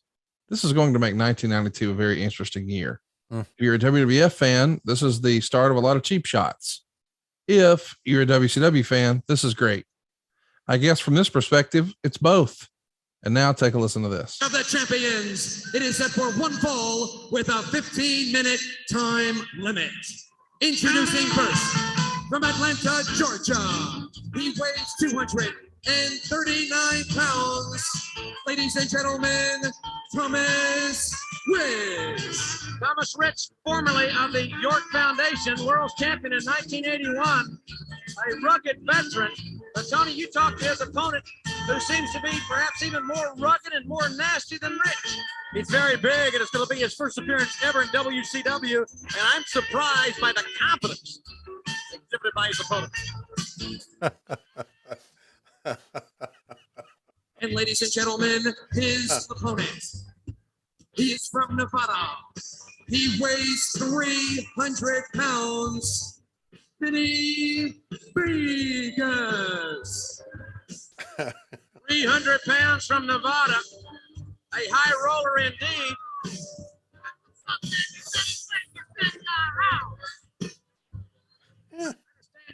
Talk with him a little bit about some of his favorite offensive maneuvers and what's something called the snake eyes. Got my curiosity aroused. Well, he says his favorite maneuver is what is called snake eyes. And I asked him to explain what snake eyes was, and he said, hey, like, just wait and see, okay?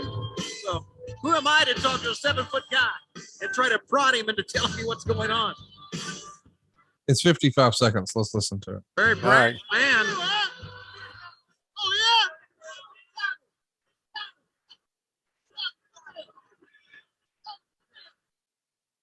What's he want Tommy for? You got to sit down, huh? You got to sit down. Thomas Rich should have known better, the veteran from Atlanta, where WCW returns on Sunday, February the 9th. Vinny Vegas was taunting the fans, and you're right. And it looks like a maitre d' from the Riviera. Or a bouncer. I tell you what, he's a big one. Started off very dubiously against Rich. And short clothesline there, putting Thomas Rich on his back. Eric Bischoff's going to be talking to Paulie dangerously a little bit later in the broadcast. And wait just a minute. This may be it, Jim. Well, could this be the snake eyes, the roll of the dice here? Oh, my. Whoa. He dropped Rich right across the top turnbuckle from 7 feet, and that's all. Ladies and gentlemen, here's your winner, Vinny Vegas. Whoa. Certainly doesn't have any lack of confidence. So I love the finish. I love the snake eyes. As a kid, I would do this to my friends around the house. It was a good time. But here's what was written. Nash now looks like the world's largest or world's tallest parking lot attendant. It was pathetic for the announcers to try and sell Vegas as a newcomer. All I can remember when I was a kid and a guy named Lou Alcindor changed his name to Kareem Abdul-Jabbar, the basketball announcers didn't try to pretend he was a new person they'd never seen before. Hang on, let's listen to Paul Lee and Eric Bischoff here. Moments, 6-man tag action. Beautiful Bobby, Arn Anderson, and Larry Zbyszko to face the Natural, Dustin Rhodes, Ron Simmons, and Barry Windham. And then the match that everybody's waiting for, the tag team action. It's stunning. Steve Austin and ravishing Rick Rude face Sting and Ricky the Dragon Steamboat. You've got a lot to lose. Every single prediction that I have made since I returned on October 27th has come true. Changes on the board of directors, the demise of Sting, the loss of the World Tag Team titles to Anderson and Eaton. Tonight, yet another prediction of Paulie Dangerously's will come true. I am promising you right here on national TV tonight, one of your top 5 heroes is out, finished for good, injured, maimed, crippled. Will it be Barry Windham with the crunched hand who couldn't hold up his end of another organization? Will it be Dustin the Natural Rhodes, son of a putrid plumber, horse thief from Austin, Texas, the American Dream, Dustin Rhodes? And speaking of dreams, will it be Ron Simmons the day after a glorious national holiday that sees all his dreams crushed and ends up right back in the ghetto? What happens if Ricky the Dragon Steamboat goes home and causes his little son psychological damage because the little boy has to watch daddy suffer permanent disfigurement at the hands of the Dangerous Alliance? Or will tonight be the night that we put the final nail in Sting's coffin? Win, lose, or draw. Tonight, the Dangerous Alliance promises you one thing: one or more of your top heroes will wind up in the Magnum TA Wrestling Retirement Home. Now, you want to guess who it is? We got 2 matches left. I give you one clue: he'll never wrestle here again. Fans, stay with us. The Clash of Champions continues after this timeout. I do know for a fact, I don't know much about what happened backstage, but I do know for a fact that after the interview, he went back and ate 6 hamburgers. Oh my God. Talking about the Nash match, Meltzer would ask, why do they continually try out these new gimmicks that bomb 70% of the time on a live Clash before millions when they've got all these spot shows in Beckley, West Virginia before 1,500 fans to test them out? Yeah. Why ask why? -1 star. We're idiots. That's why. Meltzer loved the interview that we just heard, though. He said it was a hot interview. By the way, Kevin Nash turned out just fine. Sure he did. Sure he did. He popped up this past weekend in his home of Detroit for the old Game Changer Wrestling pay-per-view, and good. He's just as funny and witty as ever. Yeah, I'm sure he is. I have a lot of time for Kevin Nash. Always have. I laughed. I think I love as much anything else laughing at myself when I go back and look at this shit and some of the silly things. And instead of saying, I don't know if you noticed when we were talking about Vinny Vegas, instead of saying the word confidence, I said, confidence. Yeah. I yelled out, he has a lot of confidence. What the fuck was wrong with me? Oh God. Maybe you were trying to do his deal, his accent or what have you. I don't know. No, because I'm saying, like, when he first came in, he was teasing, he being Charles, saying, you talked to him earlier today. Yeah. He's got one move in particular I want to hear about, the snake eyes. And you go, he told me, just watch and see. No, that was me. Listen, my early days in baseball, look at this stud, would you? My early days in baseball, I was a yucker. And in my early days in wrestling, it's well documented last year in the look back in 1986. So how about the talent in the ring here, buddy? Hey, it's good stuff. And now we're going to try something different. Did you ever listen to Taz's podcast back in the day? I did not. Nobody else did either. But he did this thing he would call Water Break Jones. Okay. He would take a big swig of water and he would just stop talking for a minute so he could drink some water. Well, I'm going to do that right now, but it's so I can make some water. So I'm going to go make some water and I'm going to let you tag in. Here we go. You mean you're going to go pee-pee? Conrad? Yep. But All right, men with a lot of confidence in right now in the ring, and I don't know who the guy is on the rampway.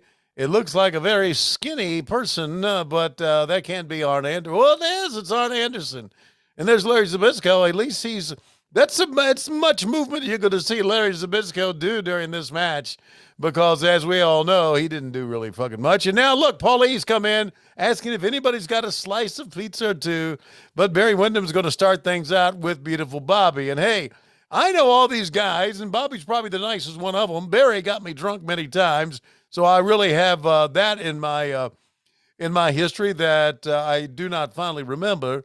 But Bobby was, could anybody throw a working punch with confidence like beautiful Bobby? I don't think so.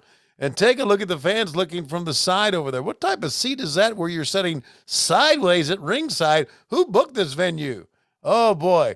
They started out. Oh, Barry pops up. He popped up from the suplex like a road warrior, or like maybe Hook would do here in 2022. And, of course, let's hope he doesn't tag in Zbyszko, because Larry doesn't really want to have anything to do with this match here.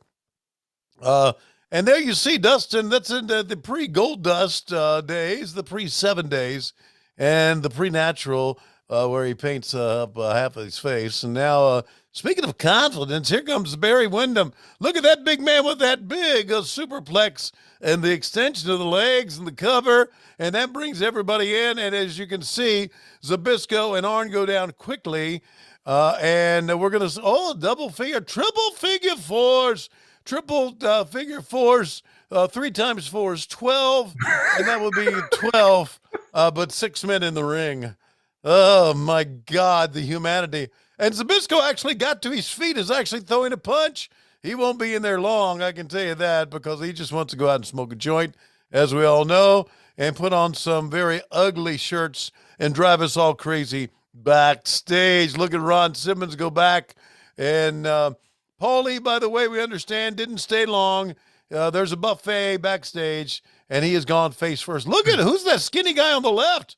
Oh, my God, it's Arn Anderson.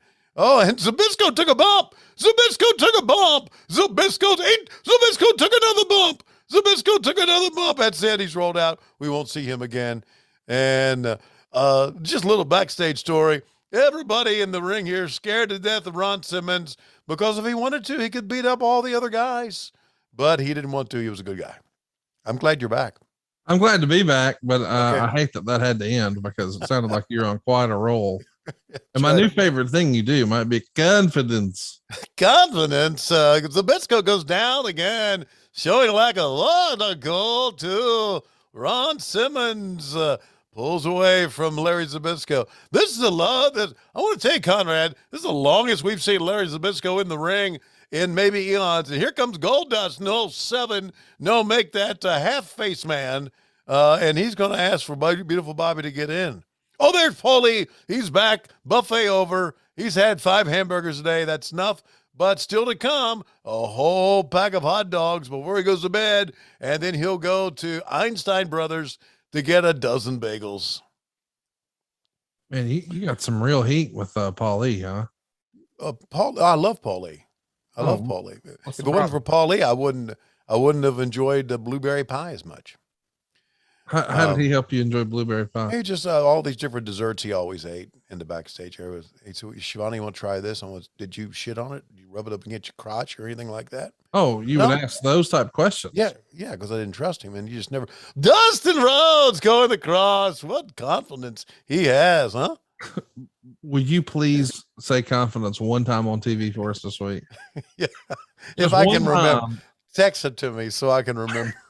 I'll text you in the middle of fucking Dynamite. Please do. Text me in the middle of Dynamite so I can remember to say it. It always tickles, by the way. I don't know that you know this, but Cassio, whenever he's over at the house watching with me, he'll say, "Hey, I'm going to text Schiavone." And I'll be like, "Don't do that." And he's like, "No, he don't care."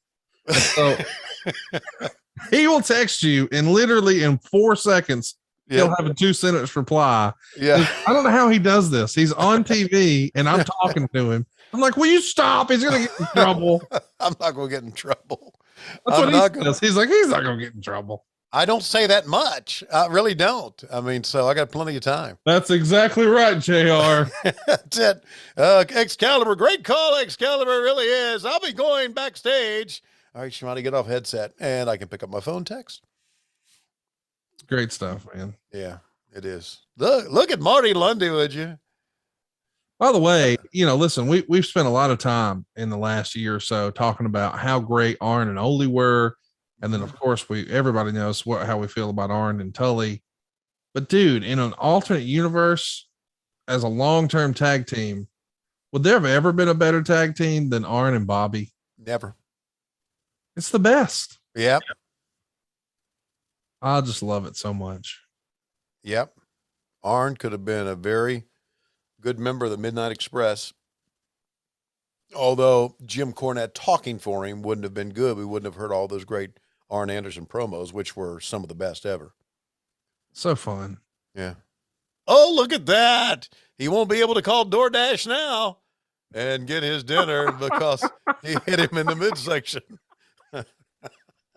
Oh my God. I love you for that. Oh God. Something's wrong with you. Too many monsters early in the morning. Oh, by the way, a little snow coming down in Atlanta as we talk. Dude, it snowed its ass off today in Alabama. And I'm like, what is going on with this? I don't understand it. By the way, I want to mention Meltzer loved this match. He gave it, big time spine buster. Big time spine buster by Arn Anderson. Hey, those boots that Arn's wearing are over my head right now. I just realized. Oh, right. Aside from Windham not selling a superplex, this was a super match from start to finish. The finish saw Windham in his first match back since injuring his hand back in October, punching Eaton with his cast as Eaton came off the top rope. This would have been match of the year candidate with 7 more minutes, but that would mean we would have had to skip P and News, the Freebirds, and Vinny Vegas' great ring entrances. 4 stars. Wow, Dave. Big DDT. Golly, everything Arn did looked good, dude. Dave could be vicious, couldn't he? Oh, he could. God. I'll tell you what, though, fans really dug this one. When you go back and you look, this got the number 1 spot in the best match poll for the Wrestling Observer readers. Yeah, which is pretty solid. Yeah, it shows you how great the workers were, and of all these great workers, Ron Simmons was probably the greenest. Well, maybe Dustin, okay, but Ron really. I thought Ron was a real fast learner. It just, once again, because he was such a great athlete. How about those seats? How about those seats on the side? I don't get those seats on the side. You don't see them now, but you'll see them here in a minute. Over on the right. Yeah. The ring side that you're looking at extended. And if you were sitting on the right there, on the corner of the right, you had to turn to your left to watch the show. It's like, why didn't you stop the ringside seats? Just because Gary Jester was trying to get some pocket. See over on the right, they're sitting side saddle watching the damn show. Oh, geez, I guess we had to put in more chairs for free tickets. Hey, let's hit some other news and notes from this era. Okay. Brad Armstrong is wrestling as himself again instead of Arachnaman because of that nasty legal letter from Marvel Comics. Oh. They had enough of that whole Spider-Man ripoff. Yeah. Austin was out here until the Clash. He's working a bad knee. Scott Norton is going to be coming back in April, and there's talk of him teaming with Vader and maybe doing a program with the Steiners. Rick Steiner was in the news because he was late to some shows here because he was stopped at the Atlanta airport. He forgot he had a gun in his bag. Different era. Yeah. House show business here has picked up. Most of the shows are doing 2,000 to 3,000 people, around the mid $20,000 range. Most of the folks are crediting the Sting and Rick Rude feud as the headline, as the reason for the uptick. Mm-hmm. We talked about some comings and goings with people trying to come in and go out. Paul Orndorff is now apparently interested in coming in. He wasn't until Jim Herd was gone, but now maybe that's going to happen. Mike Graham is back on the road in February as a road agent again. What a tragedy. It's written here. Hammer isn't being taken completely off the road, but will only work TV tapings and the pay-per-views and house shows near Atlanta for the next few months. The Freebirds, Zink, and Pillman will also have limited road dates, but they'll be working regularly on TV. And there it is, by the way. The match is over, and people are excited about our baby faces getting a victory here. Barry Windham, Dustin Rhodes, and Ron Simmons are victorious. Let's take a listen to the replay. Early on in the match, though, it was through caution to the wind because Dustin came flying out, and this is a very dangerous maneuver. He gave it everything. But I tell you what, Barry Windham really worked hard in this match. He sacrificed that hand that they did not work on during the match and came away with the victory. Jim, I'm going to try to talk in the locker room to Barry Windham a little bit later on. And still the Sting and Steamboat versus Rude and Austin. We'll be back on TBS after this. I didn't say locker room. I said locker room. You're really doing a gimmick here on this whole. Yeah, man, just beat me with a stick in the balls. Oh, so my voice will change. In just a few moments, I'll be joined by Jesse the Body Ventura here at ringside. But right now, my colleague Tony Schiavone is standing by in the locker room. Okay, Jim, thanks very much. A tremendous six-man win for this combination of Simmons, Dustin Rhodes, and Barry Windham. Paulie made the statement early on, another man would go down at the hands of the Dangerous Alliance. It was not you because you felt it before. I'll tell you what, Schiavone, you know me well, and I'm not the kind of person to exactly do what I'm told. I don't give a damn what WCW says. I don't give a damn what my Dr. Drew Nady says. I'm back, and I'm going to get in that ring. I've got the braces, and I've got the men behind me. I've got a short list of names, and I'm going to start kicking tail and forgetting about taking the names. Larry Zbyszko, you're number one. The pain that I felt in this hand right here is nothing compared to what you're going to feel. You're going to suffer 10,000 times what I did. I laid in the bed and stared at the ceiling and thought I was never going to wrestle again because I thought I was through. It's not everybody that gets their hand slammed in a car door and then comes back and does what they do best. Larry Zbyszko, you mark my words. The pain I felt is only a fraction because I guarantee you, just as Paul Lee dangerously made the prediction that one man would fall tonight, and he hasn't as of yet, I predict that you and anyone involved with you is going to fall and be crippled and be out of this sport forever. Tell you what, Paulie wanted a war and he got one. Let's go back to ringside. Thanks very much, Tony. I'm here with Jesse the Body Ventura, who will join our broadcast crew at Super Brawl. The big main event, Jess, coming up in just a few moments. What do you see in this big tag team war? Well, first of all, I'm excited because this is my first official broadcast in WCW, the main event. What do I see? Anytime you got ravishing Rick Rude, you got trouble, Jim Ross. Dangerously said that he was going to put someone out of action. It did not occur in the last match. Will that be his focus in this one? It well might be. And if I was Steamboat, I'd be real careful. If I was Sting, I'd be even more careful because he has a championship match down the line. Fans, we're going to call the action in just a few moments. Our main event is still to come. We'll be back in just a moment right here live on TBS. So we're doing the big tease for the big main event. In case you haven't paid attention, it's Sting and Ricky Steamboat taking on Rick Rude and Steve Austin. Wow. We go 11 minutes and 21 seconds. It's a 3-star match. This is Austin's first match back after being out a week or so with a knee injury. And Meltzer would say the match itself was good, but the post-match was just too busy and didn't accomplish its objective. So we'll take a listen to that. Okay. But Jesse's going to be doing color here with you. Yeah. And he's been out of the pocket for 18 months. So kind of a good test for him for the pay-per-view. And this is a special event. So a nice way to make the debut. Let's hear what he's saying as they walk to the ring. By the way, I love that Rick Rude wore the U.S. title on the outside of the robe. That's kind of fun. That is. Robbinsdale, Minnesota, 255 pounds. The United States heavyweight champion, ravishing. Accompanied by dangerously. Cut the music.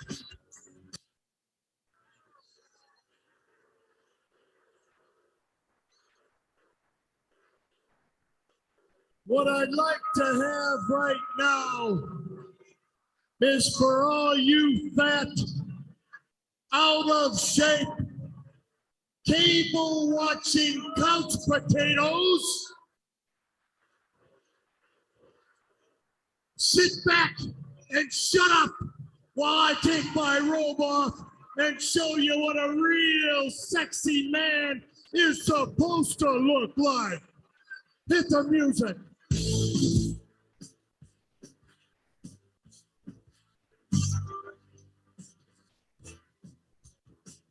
Wow. The United States heavyweight champion, currently ranked number 1 on WCW Top 10. His phenomenal shape. His partner, Stunning Steve, ranked number 3.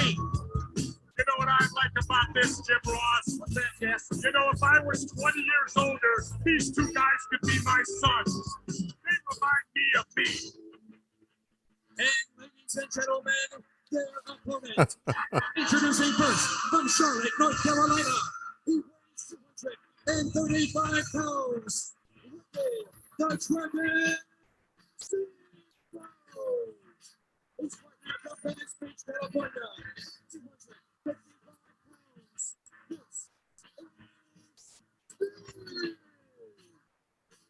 pounds. This is exclusively on pay-per-view on Saturday, February 29th. Is currently ranked number 2 in the WCW World Top 10. Steamboat is number 4. So wrestlers 1, 2, 3, and 4 all involved in this tag team matchup with Nick Patrick, the senior referee assigned this contest. This is pretty remarkable, you know, Jim Ross. It's a very rare occasion when you get the top 4 contenders in the ring at one time. And I'll tell you what, Sting better be careful because he's got a shot at the champ. So how much can he possibly turn loose here tonight? So there you go, getting a little sample of what it sounds like. JR and Jesse Ventura. Man, this is a really good show. I see why this was so well received. Over 80% thumbs up. It's a big thumbs up for me. Yeah, it is. A lot of tag team matches, though, in a show, but probably a little bit more than you would normally want. But you're trying to get as many guys on the show as you can. That's right. That's right. And I get that too. I like this show. I really do. And I like Jesse being a part of it. I think it's, you got some tremendous talent in there. You notice in today's wrestling, especially in AEW, of course, I can't speak on for the WWE, but Ricky Steamboat and Sting would have each had their own entrance. Yeah. They came out together, which I thought was very unique. That's a time thing, I'm sure, right? Yeah, yeah. Well, yeah, it's time, and again, it's Kip Fry's era, so who knows what we were thinking. I want to run through some other news and notes here. Elegante, right. Bill Kazmaier, and Medusa were all at the NATPE convention in New Orleans for TV executives. Yeah. And that's why they're not here at the Clash. Mm-hmm. And it's written here in the Observer. Elegante made a contact, and there's a good shot he'll be receiving recurring roles in James Bond movies as a monster heel, replacing the late Richard Kiel. But of all the people you could send to this television convention, Elegante, I get, okay, it's a big spectacle of a man. Maybe they had Bill doing some feats of strength, and Medusa. I know, from a conventional wrestling fan standpoint, that's not the big stars. However, if you're just trying to get people to come take a look, that's a pretty good group to do that. Yeah. And that's what they were doing. Steve Williams, Terry Gordy, and Junkyard Dog have all been in the office for interviews. I believe Dog will be brought back, which is one of those annual mistakes that every new regime does. He's supposedly down from 325 to 280, so he's at least in better condition. But I can't see the purpose of bringing in a guy past his prime if you've got young guys who are more entertaining that could use the experience. It's also written here that there's speculation that Marty Jannetty, Shane Douglas could be coming in. Wow. And referee Randy Anderson is sporting a broken hand courtesy of someone's face. Any details on that? Do you remember what he did? No, not at all. What about your man, Ron West? He was rehired as event coordinator. We haven't spent a lot of time talking about him over the years. Ron had suffered a heart attack a couple of years earlier in the airport. And Ron was a good man, a big friend of Ole's. And that's why he was like Ole's assistant booker. He was like Ole's JJ when Ole was our booker. And Ron was a good man, liked Ron a lot, had a good mind for wrestling. but he just kind of felt the pressure of being an Ole's assistant booker. I guess working for Ole was like, right? Yeah. It was good to see him back. Is Ron still with us? I'm not sure. Yeah. There was a dark match this night. It was the Patriots, which is Todd Champion and Chip the Firebreaker taking on my God. Sergeant Buddy Lee Parker and Bob Cook. Meltzer would say, I was told the match was brutal. I bet. Here's two other things I wanted to mention to you, because I know you've got stories on these. You have to. Okay. There are negotiations going on to use Lawrence Taylor for a gimmick at the next card in the Meadowlands. I want to remind everybody, this is January of 92. This is years before he would join the WWF for WrestleMania 11. Right. Right. You remember there being talk of Lawrence Taylor doing something with you guys? Oh yeah, because Lawrence was a big wrestling fan, and he was a North Carolina Tar Heel. So during his college years, he was all into what we were doing, and there was talk about using him. We were, as a company, and I've made this mention many times, and this is one of the reasons that Kip Fry did what he did, as far as turning World Championship Wrestling WCW into a talk show. We desperately were looking for the celebrity rub. Yeah. To the point where we had to bring them in, right? We had to bring in Randy Owens. We had the former tight end of the Oakland Raiders, Dave Casper. We brought his ass in to be with us.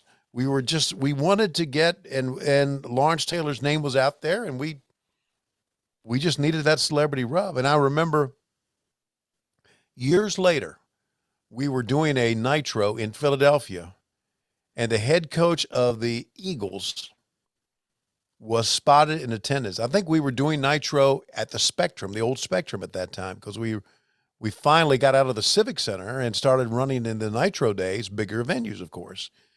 And we were at the Spectrum, and I can't remember who the man was the head coach of the Eagles, and somebody noticed that he was there. We took a camera shot of him.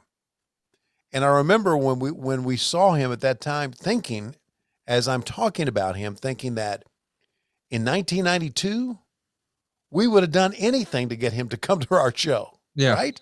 We would have put him at ringside. We would have made a big deal out of him being there. We would have announced him. And he was just kind of just watching the show from afar, and we just casually took it. And I thought, boy, times have changed, man. Here we are now, 4 years later, 5 years later, or whatever, and we're getting all these celebrities wanting to be a part of us. And back in 92, we would have done anything to get them there. And we tried, and we ruined shows because of it. But yeah, I do remember the Lawrence Taylor thing. And I also remember thinking, yeah, he ain't gonna fucking come here. No celebrity wants to see us. We're not the WWF. But we became that in many ways, because we became a big part of wrestling in the Nitro era. We're talking over a really good match here. I love watching Rick Rude. In more recent years, he's become on my Mount Rushmore of bad guys in wrestling. Nobody sold an atomic drop or a back rake like that motherfucker. Yeah, you're right. And that right now we've got really the wrestler of the 80s or the early 90s versus the wrestler of the late 90s. Sting is arguably the top guy for WCW here in 92. Yeah. And in just, like 6 years, Stone Cold Steve Austin is going to be the biggest star in the game. And I don't know that anybody would have predicted at that point. Of course, Paul Lee was a big advocate. I mean, I'm sure there were a handful of guys who thought, man, he could be a top guy, but to the level he got over was just crazy.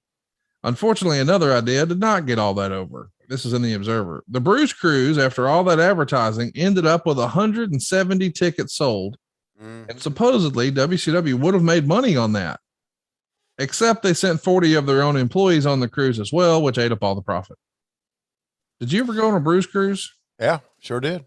What can you tell us about a Bruce cruise? So we went to, Lois and I went on half of a Bruce cruise, and JR and I think Jan went on the other half of the Bruce cruise, and we switched out in Jamaica. And that's where the funny story where Lois, I tried to get her to eat flan, and I don't know if I told that story on here or not. We'll do it right now. Okay. So we were at the Windham Hotel in somewhere in Jamaica getting ready for our half of the Bruce cruise. So we spent the night in Jamaica. went downstairs to eat in the restaurant. We ended up eating outside. It was very nice. And they had flan, and she never had it. And I was eating it, and she says, "How is the flan?" And I said, "Great, here." And and I picked up a fork of flan, and she opened her mouth, and I shoved it in, and she ate it, and she went, bleh, and she spit it out. She really hated it. So we're on the Bruce Cruise now, and we are now on the final leg, which is the captain's dinner, where you have to dress up, suit and tie, and everybody sits at a table, and it's me and Lois, and it's Dennis Brent and his wife of The Office, and then her fans with us. And they have baked Alaska, the dessert, and Lois says, "How's the baked Alaska?" And I stick my fork in and put it at her mouth the same way I did the flan 2 days earlier. And she looked at me and said in a very loud Lois voice, "Oh no, I don't want anything else nasty you stick in my mouth like you did 2 days ago." And the whole table broke up. And that was Lois. Well, and it's been well established back in those days, you bathed once a week, whether you knew it or not. So there's no telling what she really meant. So anyway, yeah, I did go on a Bruce Cruise, and we had a good time. And you know what? If we lost money on it and the people from The Office had a chance to have a good time, why the fuck not? No, because we would have pissed money away some other way. We really would have. So yeah, I don't have a problem with that. And you know what? We had a great time. We really did. We got to go to Grand Cayman. I got to snorkel. I got to go on one of those wave riders. Okay. And I realized that as I'm going on a wave rider, that if you stop, you're going to tip over. As long as you keep moving, you're not going to fall. You can go fast and you're not going to fall. You're saying wave rider, but you mean wave runner. Wave runner. Yeah. The jet ski. Yeah. Jet ski. And you got a little bracelet on. If you pull it off, the engine stops. So I go out in the water, right, and stop. And I tip over. So I'm in the water trying to get up on it now, and I can't because I have weak arms because of a bad neck. I can't pull myself up. I can't get my fat ass up on there. Windham comes by, and Dustin comes by, and Sting comes by in their wave runners, right? I'm thinking they're going to help me. No, they just, every time I try to get up, they come through and knock me off with their wave runners. So I finally pull my fat ass up on there and get up and get going again. But I stayed out in the water for quite a while those motherfuckers kept buzzing me. So that's what I remember about the Bruce Cruise. And then there's a little, if you get, and there's your 1, 2, 3. If you get butts and seats, the Tony Schiavone story, there's another story about me and Sting on the Bruce Cruise in there as well. Just a cute little story. Ricky the Dragon Steamboat and Sting and Steamboat have won it. How can they have won it? 2 guys pinned 1 guy. You got to give the assist to Sting, but there's a rude awakening. Rude awakening on a already weakened Ricky the Dragon Steamboat. Sting went for the stinger splash, but he missed. And now's when Paulie and the boys are going to do the damage. Oh, no, not another one. There's no reason for this. The second rude awakening. I think the dragon's been awakened. The human anatomy cannot sustain this. And now he's got that belt. Mm. Oh, my God. Whoa. He's giving him a good old-fashioned country whipping. The security men are being lashed as well. Sting trying to come back in and protect his partner. And we got all hell breaking loose in there now. Everybody's in there. Security man. Even Paulie's whipping dude's ass. I know. He had to take his belt off because of how much he ate earlier in the day. I don't know if you noticed that or not. God. Will you stop?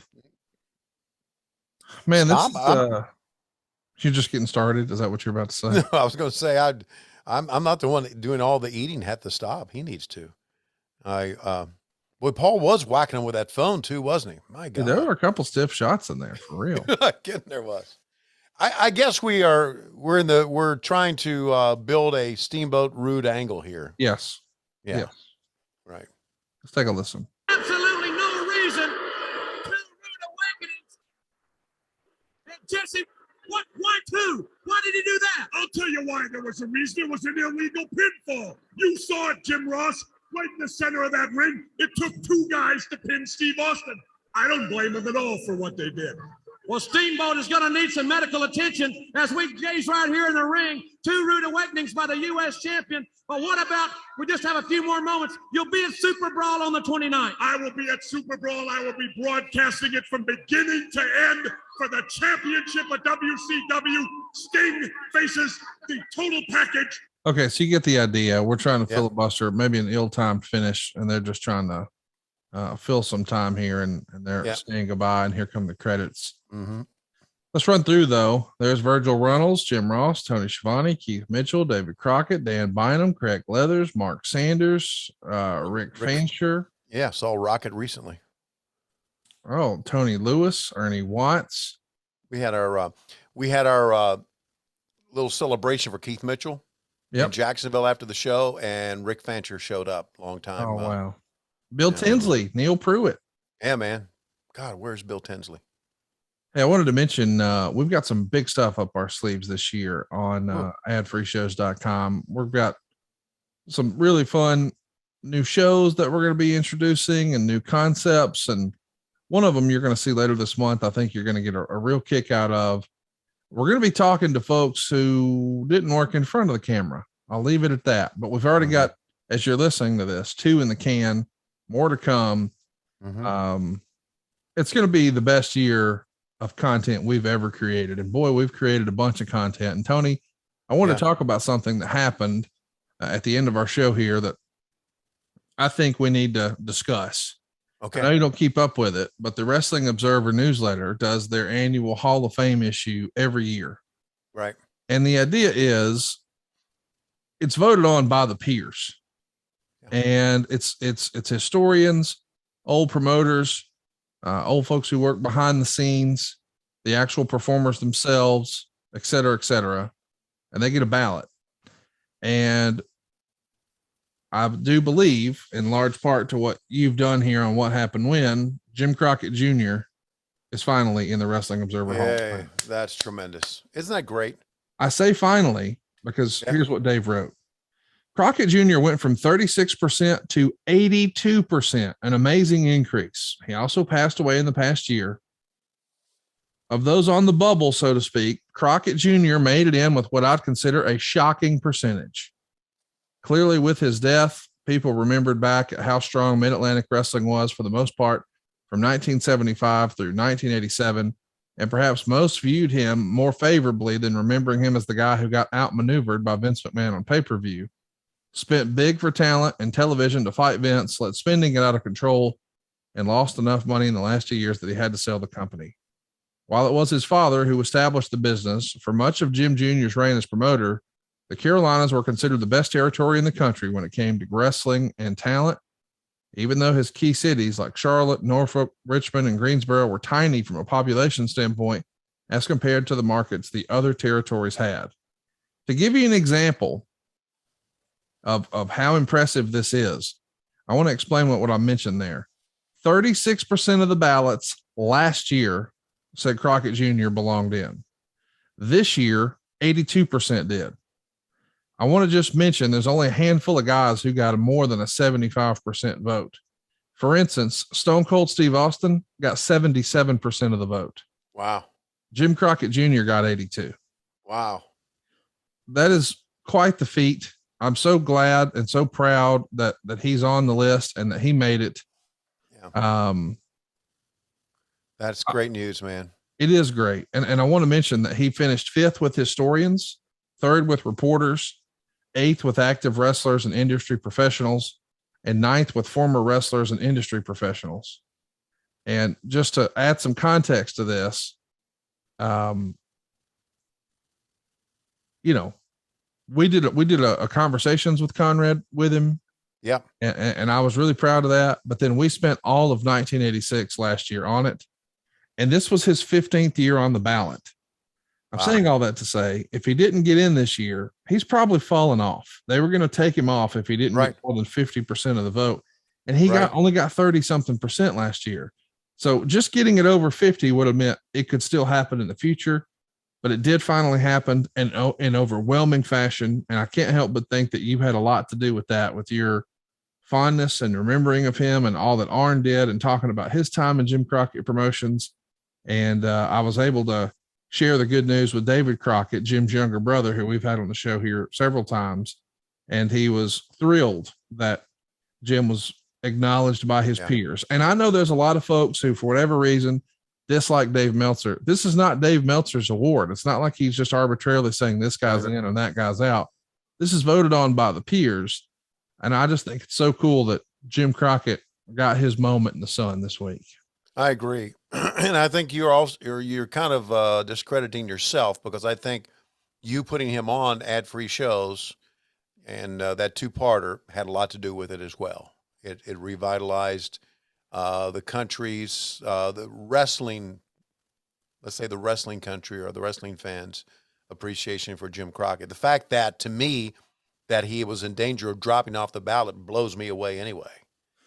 I can't imagine it got that way, but I'm so glad that, I mean, you think back on this last year, how special that was when Tully and FTR came out wearing the old Crockett belts, and JJ was the manager that night on AEW. And that happened the same day that Mr. Crockett passed away. That's just like out of a movie, man. It's so cool.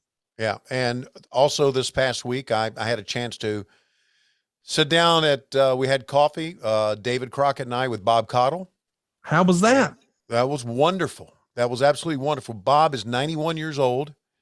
He and his wife live in this senior retirement resort in Raleigh, North Carolina. And David and I spent about 2 hours, hour and a half with him. And Bob's clear as a bell. Still got that great voice. Can't get around as well.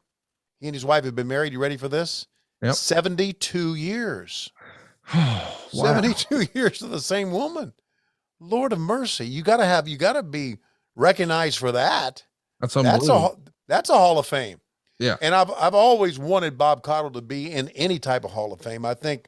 And that's just because Bob Caudle and Dave Crockett were the guys that I first heard doing wrestling.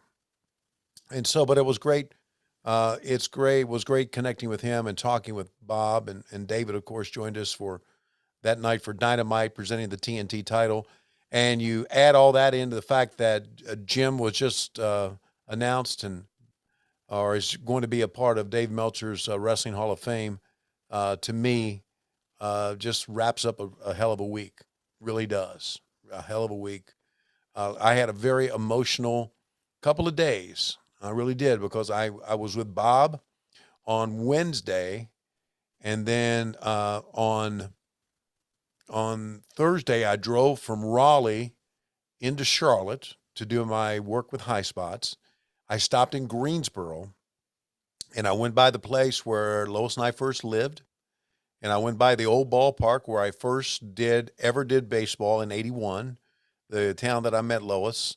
I picked up some of our favorite Yum Yum hot dogs, and I put them in a Ziploc bag and brought them home to her. And just all those memories flooding back of me being just a kid out of college, wanting to get into baseball and then get into wrestling. And then I made my way down to Charlotte. It just was an emotional couple of days for me with all of that, with Bob and Greensboro and Charlotte. And it really brought back a flood of memories. And now that you add Jim Crockett to that, it's just great week for me. Thank you for all of that. It was a great week, and I'm excited about next week because we've got another great week on tap. We're going to do something we've not done in a long time. We're going to watch the more modern product. We're going back 5 years to January 29th, 2017. It's the Alamo Dome in San Antonio, Texas. There's over 52,000 fans there. Wow. And this show aired the day before our very first What Happened When. And I'll never forget, I got a text message from Tony Schiavone that says, "Thanks to you, I know who Big Cass is. Fuck you." Just when you thought he was out, we pulled him back in.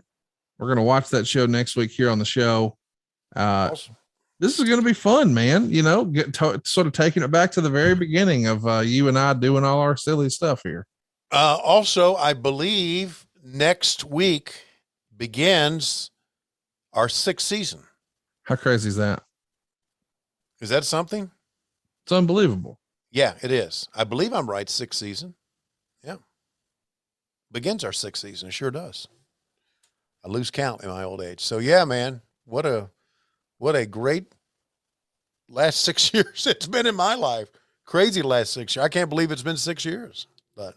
Well, and you've been able to do some pretty cool stuff for your fam. And, you know, both of our lives are a lot different now than they were 5 years ago. And a lot better too. Let's take a time out here. While we normally have a lot of fun on the show, I want to talk about a pretty serious topic for a moment: life insurance, specifically Goliath life insurance. And let me give you a quick pro tip. We're all going to die. So before you get a visit from the Undertaker, just think for a second about what would happen if your family stopped having your income tomorrow. With life insurance from GoliathLife.com, what we're really talking about is protecting what you've worked so hard to provide for you, and more importantly, your family. You see, life insurance isn't about you.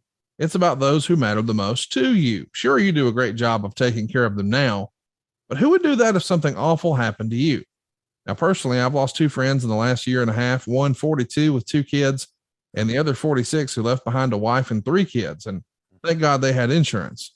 And hey, I hear you. Nobody wants to talk or even think about life insurance, but think about this. You might not get into a car accident, but I bet you have auto insurance. And you might not get sick, but I know you have health insurance. So we'll protect our car and we'll protect ourselves from crazy medical bills, but will we protect our family? That's what life insurance means to me: peace of mind. GoliathLife.com streamlines the life insurance process by allowing you to get quotes from more than 20 carriers all at the same time and at the same place. GoliathLife.com. You'll do a fast and easy application and have multiple quotes within minutes. And oh, by the way, GoliathLife.com has solutions for every budget. Maybe best of all, you pick your terms and your payments at GoliathLife.com. Once you pick your price, you can start the online application immediately. And check this out. You even schedule the medical exam to happen in your home. You don't even have to leave the house. And yes, I have done this. They sent someone to my office. It was fast. It was easy. It was unlike anything I expected. I got to skip the phone calls, the paperwork, the crazy invasive conversations, and even the multiple visits to the doctor's office that we all hate. GoliathLife.com makes buying life insurance simple. GoliathLife.com promises no hidden fees, no upsell, no hassle, hell, not even a phone call. GoliathLife.com is life insurance in your hands on your time. Get multiple quick quotes right now for free and begin your application in a few easy clicks right now at GoliathLife.com. And with that in mind, Tony, it feels like this is the end, and we're going to see you guys next week here on What Happened When. But Tony, it looks like it's about that time. Ladies and gentlemen, as I take off my robe, I cut my music. I'd like to say to all you worthless, spineless, podcasting potheads out there, take a look at a real man. Unfortunately, it ain't me, because I'm desperately out of time. I don't have abs like that. I don't even think I have abs. We'll see you next week on What Happened When. Each and every Wednesday, we come to you on Cumulus. But on Mondays, we come to you ad-free and exclusively on Patreon, patreon.com/WHW Monday. And of course, adfreeshows.com. Hey, it's Conrad Thompson. Thanks for checking out the podcast here on YouTube. Be sure to hit the subscribe button and the notifications bell so you get a notice anytime we upload some new content. And go save yourself some money right now. If you're in a 30-year loan or you have credit card debt, it's not a matter of if I can save you money. It's a matter of how much. Find out right now for free at SaveWithConrad.com.